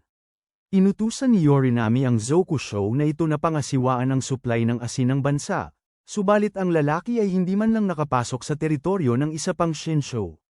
Sinubukan ng matandang Zokusho na magpaliwanag, ngunit binaluktot ni Yorinami ang kanyang mga salita. Tinanong kung ibig niyang sabihin ay hindi dapat maging hari si Yorinami. Walang sinuman sa mga naroroon ang naglakas loob na sumagot. Nagbabala si Yorinami na sinumang nais maglingkod sa kanya ay dapat gumanap sa kanilang lubos na kakayahan, dahil wala siyang silbi sa mga Zokusho na walang kakayahan. Balik sa grupo ni Hinohara, paalis na si Kanagi mula sa kanila patungo sa kuta ni Yorinami, ngunit sinabi ni Hinohara na ayaw pa niyang makaharap si Yorinami sa ngayon. Nais muna niyang malaman kung anong uri ng tao si Yorinami bago harapin ito. Kaya iminungkahi ni Hinohara na bisitahin muna nila ang Zokusho ni Yorinami. Ang iba pa ay sumang-ayon sa kanyang plano. Napansin ni Kan ate na tila mas magiliw nang makipag-usap si Kadoha kay Hinohara ngayon. Pagkatapos ay pinangunahan ni Kanagi ang grupo patungo sa pinakamayamang lungsod sa buong Amawakuni, ang Susukura. Bagamat hindi pa sila nagkikita, alam ni Kanagi na ang Zokusho na namamahala sa lugar na ito ay nagngangalang Haruko. Gayunpaman, pagdating, pinigilan ng grupo sa mga tarangkahan at pinagkaaitan ng pagpasok dahil wala silang sapat na pera. Nang sisilipan na sana ng bantay tarangkahan ang kanyang talaan para sa trabahong maaari nilang gawin, lumitaw ang isang lalaking nagngangalang Suhiro at inalok silang papasukin. Siya rin ang taong palihim na sumusubaybay sa grupo. Binalaan ni Kanagi si Kanate na huwag gamitin ang kanyang tunay na pangalan dito, dahil itinatago niya ang kanyang pagkakakilanlan bilang isa sa 12 shinsho. Napansin naman ni Kadoha ang isang magandang aspil sa buhok na nakadisplay. Sinabi ni Suhiro sa lahat na malaya silang mamili gamit ang perang kikitain nila. Ang mga lalaki ay nagtatrabaho sa minahan ng bato at ang mga babae sa pagawaan ng habi. Nagtatrabaho muna bago kumain, kaya ang mga lalaki sa grupo ay dumiretso sa minahan ng bato. Nagtatrabaho si Kanate hanggang sa sumakit ang likod niya, habang si Kanagi ay nakatayo lang at nagbabaliktad ng bato na parang nagtatanghal sa isang circle. Nag-aalala si Hinohara kung gaano katagal aabutin bago nila makilala ang Zokusho sa ganitong bilis at napagtanto niya na ang pinakamabilis na ruta ay sa Suhiro. Nagulat si Hinohara nang makita niya na maging ang mga bata ay pinagtatrabaho ng ganoong kabigat. Si Kadoha ay inatasan na maglaba. Sa oras ng pahinga, pumunta si Hinohara para makipag-usap kay Kadoha. Sabi niya hindi pa rin siya sanay makipag-usap sa kanya sa ganitong paraan dahil hindi siya ang taong kilala niya. Lumingon si Kadoha na parang may sasabihin pa kay Hinohara, ngunit napigilan ang sarili. Samantala, isa sa 6 ang bumisita kay Kadoaki at hiniling na makipagkita sa isang nakaranas ng katulad na nangyari sa pagitan niya at ni Hinohara. Ipinakita ng isa sa 6 kay Kadoaki ang isang pangitain ng isang shinsho mula sa 12 na kumitil ng buhay ng hindi mabilang na tao, at ang taong yun ay walang iba kundi si Akachi. Nang gabing yun, sa sandaling matanggap ni Hinohara ang kanyang sahod, agad siyang nagmadaling bumili ng pang-ipit sa buhok para kay Kadoha. Hinangaan niya kanina. Habang naroon, nakasalubong niya si Suhiro at sinamantala ang pagkakataon upang magtanong tungkol kay Yorinami. Sabi ni Suhiro na si Yorinami ay dating isang marangal at maawang pinuno na may malawak na pananaw, ngunit ngayon ay nahumaling na siya sa paghahanap ng pagiging perpekto sa iba at sa kanyang sarili. Idinagdag ni Suhiro na dating namuno si Yorinami sa Suzukira at siya ang nagpabago rito upang maging pinakamaunlad na lungsod sa Amawakuni. Kinabukasan, habang nagtatrabaho sina Hinohara at Kanait, nasaksihan nila ang batang lalaki mula pa kahapon na sinaktan ng kanyang amo dahil sa pagsira sa isang cord ng bato. Iginigiit ng bata na hindi niya kasalanan. Balak pa nga ng amo na kaltasan ang nakaraang sahod ng bata para sa gastos sa pag-aayos. Nandidiri si Kanait sa lalaki at sumugod dito, handang manuntok. Ngunit dumating si Suhiro sa tamang oras at pinahinto sila. Nagbabala na anumang karagdagang gulo ay makukulong sila. Pagkatapos ay binisita ng grupo ang bahay ng bata, na mukhang lubos na luma at sira-sira, isang matinding kaibahan sa kinang ng syudad. Ang pangalan ng bata ay Ruka. Tinanong ni Hinohara kung nasaan ang kanyang mga magulang, at sinabi ni Ruka na namatay sila noong nakaraang taon. Ang kanyang mga magulang ay dati mga mangangalakal ng tela sa pangunahing kalye. Ngunit pagkatapos ay nagkasakit ang kanyang ama. Umalis ang lahat ng manggagawa, nalugi ang pamilya, at di nagtagal ay namatay ang kanyang ina. Ang amo na nanakit sa kanya ay dati isang porman sa tindahan ng kanyang pamilya. Galit na galit si Hinohara, hinihinging malaman kung paano matatawag ng lungsod na ito ang sarili nito na perpekto. Tinanong ni Kanait kung bakit hindi na lang umalis si Ruka, at ipinaliwanag ng batang lalaki na ang bayad upang makadaan sa mga tarangkahan ay 10 piraso ng pilak, mas malaki kaysa sa meron siya. Nakatayo si Suhiro sa labas at narinig ang bawat salita. Ilang sandali pagkatapos, lumabas si Kanagi upang makipag-usap kay Suhiro. Kahit nagkukubli si Kanagi, nakilala siya ni Suhiro bilang si Panginoong Kanagi. Nagtataka si Suhiro kung bakit ang isang taong may ugali ni Kanagi ay kasama sa paglalakbay ni Hinohara. Hindi gusto ni Kanagi ang paligoy-ligoy. Kaya't direktang tinanong siya ni Suhiro kung hinahangad niya ang trono o hinahangad niya ang heigami ni Hinohara. Hindi sumagot si Kanagi. Ngumiti lamang siya at sinabihan si Suhiro na huwag siyang subukang pukawin, pagkatapos ay binalaan siya na si Hinohara ay mahirap matibag. Nang gabing yun, nagluto si Kanagi ng isang palayok ng sabaw para sa lahat. Ang eksena ay nagpapaalala kay Hinohara sa sarili niyang ina na gumagawa din ng gayong bagay. Naalala niya ang isang pagkakataon na siya ay nasa pinakamababang kalagayan at ginawan siya ng kanyang ina ng isang mangkok ng sopas at pinasigla siya, na nagpaiyak sa kanya. Sa kasalukuyan, tinikman ni Ruka at Hinohara ang sopas ni Kanagi at taos-puso nila itong pinuri. Tahimik na hiniling ni Ruka na sana'y maglaho na lang siya. Sinabi ni Hinohara sa bata na naiintindihan niya ang nararamdaman nito dahil pinagdaanan na rin niya yon. Ngunit sinabi niya kay Ruka na dahil ipinanganak siya sa mundong ito, hindi niya dapat wakasan ang sarili niyang buhay. Sinabi ni Hinohara na walang perpekto sa mundong ito. Suhiro, nakikinig mula sa labas, ay natigilan sa mga salitang iyon. Gusto ni Ruka na umalis sa lugar na ito, kaya nangako ang buong grupo na tutulungan siya, kasama sina Kuroha at maging si Kanagi na nagbibigay ng kanilang suporta.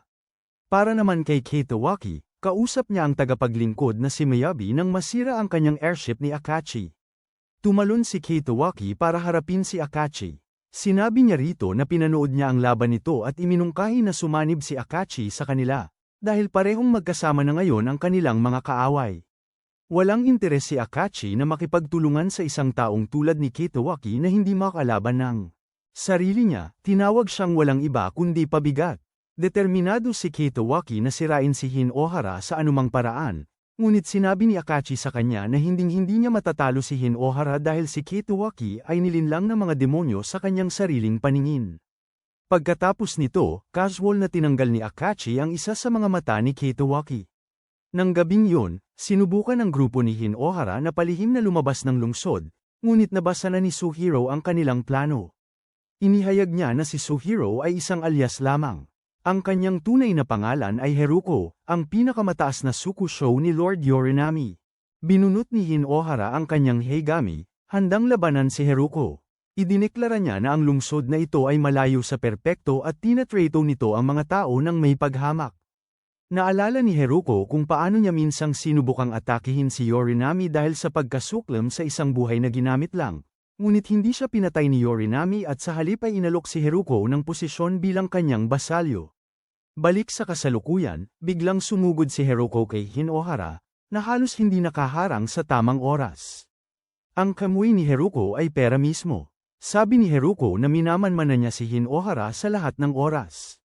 Nakita niya itong magdusa, nakita niya itong lumaban, at nakita niya itong mahulog sa mundo ng mga demonyo. Sinasabi ni Heruko sa kanya na hindi na kailangang umalis ni Ruka sa lugar na ito dahil si Heruko mismo ang magbabago sa lungsod na ito. Hahamunin niya si Panginoong Yorinami. Hinihiling ni Heruko kay Hinohara na ibalik ang Yorinami na dati niyang kilala, sa paniniwalang si Hinohara ang makapagbabalik sa kanya sa dating pagkatao niya.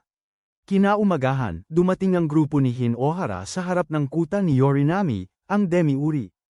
Maganda ang tingin sa lugar, bagamat wala pa rin ito sa ganda ng kabisera ng Kanagi.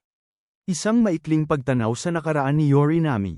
Nang bata pa siya, gumawa siya minsan ng pulse heiress para sa kanyang ina, ngunit sinabi nito sa kanya na kung siya ay may libreng oras, dapat ay nagsasanay siya sa martial arts sa halip.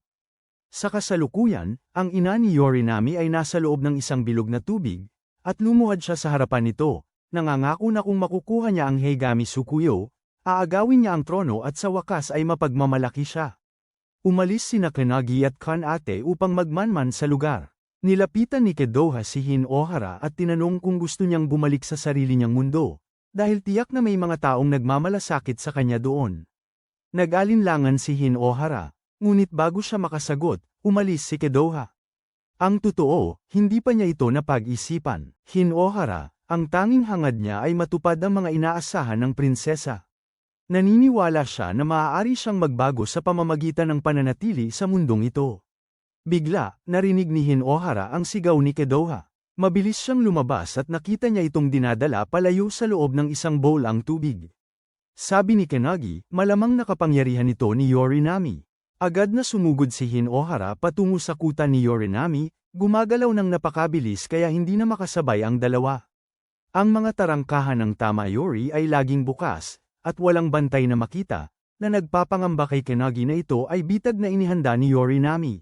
Dumating si Hinohara at nakita si Kedoha na mahigpit na nakapaloob sa loob ng isang globo habang patuloy na tumataas ang tubig sa paligid niya. Sinubukan niyang gamitin ang kanyang Heigami upang palayain siya, ngunit hindi ito nagtagumpay. Pagkatapos ay lumitaw si Yorinami at sinabi sa kanya na walang silbi ito dahil hindi sapat ang lakas ng kamuy ni Hinohara para basagin ang globo. Ang tubig sa loob ay patuloy na tumataas. Binigyan ni Yorinami si Hinohara ng pagpipilian, alinman ay magpasakop sa kanya o pilitin siyang magpasakop, at doon lamang palalayain si Kedoha. Si Yorinami ay walang tigil na gagawin ang lahat upang makamit ang kanyang mga layunin sa pinakamahusay na paraan na posible. At ginagawa niya ang lahat para lamang mapaligaya ang kanyang ina. Nais niyang likhain ang pinakamakapangyarihang Heigami at ang showbow nito sa harapan niya. Dahil doon, naglunsad ng pag-atake si Yorinami kay Hinohara, na bahagya lamang itong nasangga. Sinubukan ni Hinohara, Akachi at Kanate na gamitin ang pagkakataon upang iligtas si Kedoha, ngunit nakita agad ni Yorinami ang kanilang mga intensyon. Nais sumama ng mga basalyo ni Yorinami sa laban, ngunit pinigilan sila ni Haruko dahil gusto niyang si Hinohara ang magpanumbalik kay Yorinami sa dati niyang pagkatao. Para naman kay Kadowaki, kahit nawala ng isang mata, gusto pa rin niyang lumakas. Handa siyang isakripisyo ang kanyang mata kung ito ang paraan upang talunin si Hinohara. Kinilala ni Akachi ang determinasyon ni Kadowaki at inalis ang sarili niyang mata upang palitan ang kinuha niya kay Kadowaki. Balik kay Hinohara, pinagsasabihan ni Yorinami ng sunod-sunod na atake si Hinohara. Salamat sa mga babala ni Haruko, nagawa ni Hinohara na iwasan ang mga biglaang atake mula sa likuran. Galit na nagpaputok si Yorinami ng bala patungo kay Haruko bilang babala na huwag lumagpas sa linya. Sa isang sandali ng kapabayaan, nahuli si Hinohara ng teknik ng pagbabalik ng oras ni Yorinami at ikinulong sa loob ng isang water sphere. Nang mga sandaling yon, bumagsak si Kadowaki mula sa kalangitan, sumalpok sa gitna ng labanan. Nais niyang iligtas si Hinohara, ngunit dahil lamang nais niyang siya ang pumatay dito. Gayunpaman, hindi lamang nabigo si Kadowaki na palayain si Hinohara, nadala rin siya ng parehong pamamaraan. Ang salamangka ni Yorinami ay nagpapanatili kay Hinohara sa isang panaginip, na may layuning pasukuin siya sa loob nito. Pinanaginipan ni Hinohara ang kanyang ina, at paulit-ulit itong humihimok sa kanya na sumuko at manumpa ng kanyang pagtalima. Ngunit patuloy pa ring kumakapit si Hinohara sa kanyang kalooban at tumatanggi, kaya't itinuloy ni Yorinami ang salamangka. Mas malalim pa, gaano man kalayo dalhin ni Yorinami ang ilusyon, hindi susuko si Hinohara. Hindi inasahan ni Yorinami na babanggain ni Hinohara pati ang sarili nitong ina. Ito mismo ang prediksyon ni Kanagi. Nang marating ang puntong ito, tuluyan ang tinalikuran ni Yorinami ang paghahanap kay Tsukuyo. Ngayon, nais niyang mawala si Hinohara, balak niyang ibalik ito sa pagkabata at hayaan itong unti-unting maglaho. Biglang narinig ni Hinohara ang tinig ni Kedoha na tumatawag sa kanya. Bumalik ang kanyang lakas ng loob, at sinabi niya sa ina sa kanyang panaginip na may mga taong mahal na siya. At minamahal, kaya ayaw niyang sumuko. Maging ang inang isinabuhay ng salamangka ni Yorinami ay kumakampi kay Hinohara sa pagkakataong ito. Ang Heigami sa kanyang kamay ay nagliliyab sa liwanag, at ang kapangyarihan nito ay sabay na nagpapalaya kina Kedoha at sa kanya. Sinabi ni Hinohara kay Yorinami na ang pagtawag sa imahe ng kanyang ina ay hindi makakapagpasuko sa kanya, dahil ang tunay niyang ina ay hindi kailanman magsasabi ng ganoong mga bagay, at kaya na niyang lumakad ng mag-isa. Si Yorinami ay nagalit at gumalaw upang umatake, ngunit ang kanyang Heigami ay nawalan na ng kagustuhang lumaban. Bigla niyang naalala ang kanyang ina sa loob ng orb at nagmadaling lumapit sa tabi nito, upang makita lamang. Walang iba kundi isang hanay ng basang, walang lamang damit. Ang totoo ay matagal nang namatay ang ina ni Yorinami.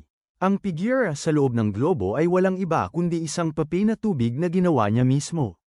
Naaalala ni Yorinami kung paano palaging humihingi ng perpekto ang kanyang ina sa kanya noong bata pa siya. Walang humpay siyang nagsikap na maging perpekto, umaasang sa wakas ay tatanggapin siya at pupurihin ng ina. Ngunit kahit naging isa na siya sa 12 Shinsho, hindi nagbago ang kanyang ina. Namatay siya bago pa man niya ito kinilala. Naniniwala si Yorinami na kung siya ay magiging hari, sa wakas ay kikilalanin siya ng kanyang yumao ng ina. Ngunit ngayon, siya ay nabigo, hindi niya napasunod si Hinohara. Napansin ni Kanagi ang isang kahon sa malapit at lumapit upang buksan ito. Pinigilan siya ni Yorinami, ipinaliwanag na ito ay isang alaala na iniwan ng kanyang ina bago ito pumanaw. Sinabi niya rito na ito ang kanyang kayamanan, ang mismong puwersa ng kanyang buhay. Hindi pa kailanman binuksan ito ni Yorinami, nais niyang hintayin ang araw na maipagmamalaki siya ng kanyang ina. Hinikayat ni Kanagi at Hinohara si Yorinami na buksan ito, na nagsasaad na maaaring may mensahe mula sa kanyang ina sa loob. Binuksan ni Yorinami ang kahon at nagulat nang makita ang pulse heiress na ginawa niya para rito noon pa man. Isa sa kanyang mga basalyo, isang taong lubos na nakakakilala sa kanyang ina, ang nagsabi kay Yorinami na hindi naman pala talaga matigas ang kanyang puso. Siya ay isang babaeng malumanay at mapagmahal. Laging masyadong mabait at marupok si Yorinami noong bata pa, kaya mahigpit ang kanyang ina sa kanya upang tulungan siyang lumakas para makatayo sa sarili niyang mga paa. Hinawakan ni Yorinami ang pulse heiress sa kanyang dibdib at umiyak. Inamin niya na tama si Haruko nang sabihin nitong kayang hilahin ni Hinohara siya mula sa kanyang kadiliman. Pagkatapos ay tinanong ni Yorinami si Hinohara kung ano ang pinaniniwalaan nitong pinakamahalaga sa mundo. Sumagot si Hinohara nang walang pag-aatubili, ang ugnayan ng mga tao, tulad ng ugnayan ni Yorinami at ng kanyang ina. Ang sagot ay pumupuno kay Yorinami ng malalim na kapayapaan. Ngunit bago pa tumagal ang sandali, lumitaw si Kitowaki mula sa tubig at winasak ang katahimikan. Sinasabi ni Yorinami kay Hinohara na ang tanging dapat niyang pagtuunan ng pansin ay siya.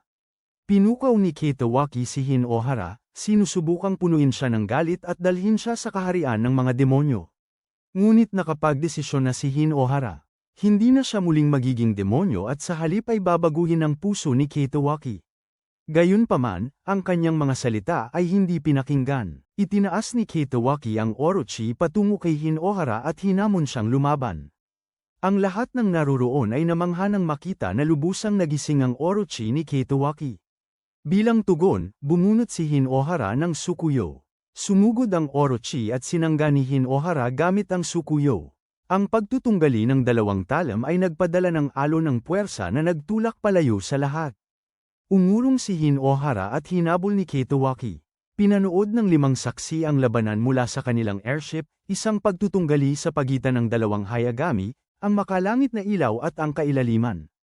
Habang tumatakbo si Hinohara, patuloy siyang pinapaputukan ni Kitowaki ng mga tinik, na nagpatamba sa kanya at nagpagulong sa lupa. Nagmakaawa si Katoha kina Kanagi at Yorinami na tulungan sila. Ngunit sabi ni Kanagi, laban ito ni Hinohara at dapat lang silang manood, dahil mas makakasama kaysa makakabuti ang pakikialam. Pinakalma ni Ken-ate si Katoha na hindi talaga babagsak si Hinohara sa kadiliman. Naniniwala siyang mananalo si Hinohara at sinabi kay Katoha na dapat maniwala din siya doon. Walang tigil na inatake at pinipilit ni Kitowaki si Hinohara na lumaban. Ngunit nagtayo si Hinohara ng harang at isinara ang sarili sa loob. Gusto ni Kitowaki na mapasunod siya ni Hinohara. Ngunit hindi lang magawa ni Hinohara. Sumisigaw si Ken-ate mula sa labas na kung tatanggi si Hinohara na lumaban, hindi niya kailanman maaabot ang prinsesa. Ngunit naaalala ni Hinohara na dapat niyang matugunan ang mga inaasahan ng prinsesa, subalit hindi niya alam kung paano. Tinatawag ni Katoha si Hinohara, hinihikayat siya at sinasabing naniniwala ang lahat dito na matatalo niya si Katoha. Ngunit ang totoo, ang Hayagami ni Katoha ay naging napakalakas na, madaling nalalamangan ang kay Hinohara. Ang lakas ni Katoha ay malapit ng lubos na igupo si Hinohara. Sumisigaw si Ken-ate para sumugod si Hinohara. Ngunit wala siyang magawa dahil ang kamuy ni Aracha ay sadyang napakalakas. Ipinaliwanag ni Yorinami na dahil walang open sa ibong kamuy si Sukuyo, wala itong magagawa maliban kung mawawala ng bisa ang kamuy ni Aracha. Sa harap ng matinding sitwasyong ito, nagpasalamat si Yorinami sa mga basalyo na palaging sumusuporta sa kanya at inihayag ang kanyang desisyon na magpasakop kay Hinohara. Agad na nagprotesta ang kanyang mga basalyo, pinaalalahanan siya na siya ang kanilang matalinong pinuno, isa sa 12 Shinsho. Ngunit buo na ang loob ni Yorinami. Ipapaubaya niya ang lahat kay Hinohara. Alam niyang mas marangal ang gawang ito kaysa sa pagiging hari at na ito ay maaaring sa wakas ay ikararangal ng kanyang ina. Nagmakaawa si Hinohara kay Yorinami na huminto dahil ayaw niyang may magpasakop sa kanya. Ngunit sinabi ni Kanagi kay Hinohara na kapag may nagpasakop ng hindi pinapatay o pinipilit, nangangahulugan iyon na ipinagkakatiwala nila ang kanilang buhay sa kanya. Gaya ng ginawa ni Susuga noon, hinikayat ni Kanagi si Hinohara na pasanin ang kanilang buhay, ang kanilang damdamin, at ang kanilang mga naisin patungo sa hinaharap, upang matugunan ang mga inaasahan ng bawat isa na naglagak ng kanilang pananalig sa kanya. Pagkaraan ng ilang sandali, sinimulan ni Yorinami ang pagbigkas ng orasayon ng pagpapasakop. Isang napakaliwanag na ilaw ang sumabog habang inililipat ni Yorinami ang lahat ng kanyang kapangyarihan kay Hinohara at sumanib sa Sukuyo. Napakalaki ng bugso kaya ganap na nawasak ang kuta ni Yorinami sa isang iglap. Maging ang prinsesa ay lumuluha sa nakita. Tinanong ni Hinohara si Katsuaki kung bakit siya buo ang loob na labanan siya. Sandali, naalala ni Katsuaki ang mga araw na sila ni Hinohara ay magkasamang tumatakbo. Hindi siya nagbigay ng malinaw na sagot at sinabi lang na gusto niyang talunin si Hinohara. Dahil dito, inihagis ni Katsuaki ang mga kadena kay Hinohara. Mabilis na ipinatawag ni Hinohara ang kapangyarihan ni Yorinami at inutusan ng tubig na labanan si Katsuaki. Sa sandaling ito, sa wakas ay nauunawaan ni Katsuaki ang ibig sabihin ni Akachi nang magkita sila. May mga bagay na makikita mo lamang pagkatapos mong mawala ang mga ito. Tumingala si Katsuaki at sumigaw para panuorin ni Akachi ang labanang ito sa pamamagitan ng matang ibinigay niya rito. Nagulat si Kanagi nang marinig na ibinigay ni Akachi kay Katsuaki ang isa sa sarili niyang mata. Nais ni Katsuaki na tapusin ang lahat dito at ngayon. Muli siyang sumugod kay Hinohara. Ngunit sa pagkakataong ito, hindi lamang hinaranggan ni Hinohara ang atake kundi itinapon si Katsuaki ng malayo. Ipinahayag ni Hinohara na hinding-hindi siya mapapasuko ni Katsuaki. Ang Heigami sa kanyang kamay ay nagliliyab sa liwanag habang bumabangon ang malalaking halijing bato mula sa ilalim. Ang tubig, humupa ang ulan at sumikat ang araw. Binigkas ni Hinohara ang kanyang panunumpa. Para sa aking mga kaibigan, para sa mga buhay na nagtiwala kay Sukuyo, para sa lahat ng naniwala at para sa Hanggareang baligtarin ang kalangitan at baguhin ang mundo. Ang kanyang Heigami ay nagbigay ng liwanag na tinatawag na Sensei Karan, bumubuo ng mga pakpak ng anghel na bumabalot sa kanya. Sinabi ni Kanagi na lubusang nagising ni Hinohara si Sukuyo at ngayon ay mukha na itong hari. Ibinuhos ni Hinohara ang lahat ng kanyang makakaya sa isang hampas kay Katsuaki, pinatalsik siya palayo. At inaangkin ng tagumpay, nararamdaman ni Hinohara na ang kanyang kaluluwa ay nasa ganap na kapayapaan. Makalipas ang ilang sandali, umakyat si Kodoha sa bangin at niyakap siya. Sinisamantala ni Hinohara ang pagkakataong ito upang ibigay ang aspil na binili niya para dito, at labis na naantig si Kodoha. Ang lahat ng basalyo ni Yorinami ay nagpasya ring sumunod kay Hinohara. Nais nilang ialay ang kanilang lakas upang protektahan siya at muling lumakad sa tabi ni Yorinami. Pagkatapos ay kinontak ni Hinohara si Arata upang balan siya na ipinagpalit ni Katsuaki ang pwesto sa isa sa sixth show at nakatawid sa kanyang mundo. Arata napansin din na tila nagbago si Hinohara, mas lalo siyang lumakas. Ang sixth show ay maghahanda na ngayon ng mas maingat upang makamit ang kanilang mga layunin. Kanagi sumumpa rin kay Emiso na babawiin niya si Homura sa anumang paraan at pasusunurin si Akachi sa kanya. Tungkol naman kay Akachi, pinuntahan niya si Emiso, na sa kung anong paraan ay buhay pa rin. Katsuaki bumalik ng ligtas pagkatapos ng laban. Lubos siyang nasiyahan at nananabik pa ring makipaglaban muli kay Hinohara ng buong kakayahan niya. Hinohara tumitig kay Sukuyo at nanunumpa na babaguhin ang mundo, babaguhin ang puso ni Katsuaki, at upang baguhin ang kanyang sarili. Ang prinsesa ay natutuwa at maghihintay sa kanya.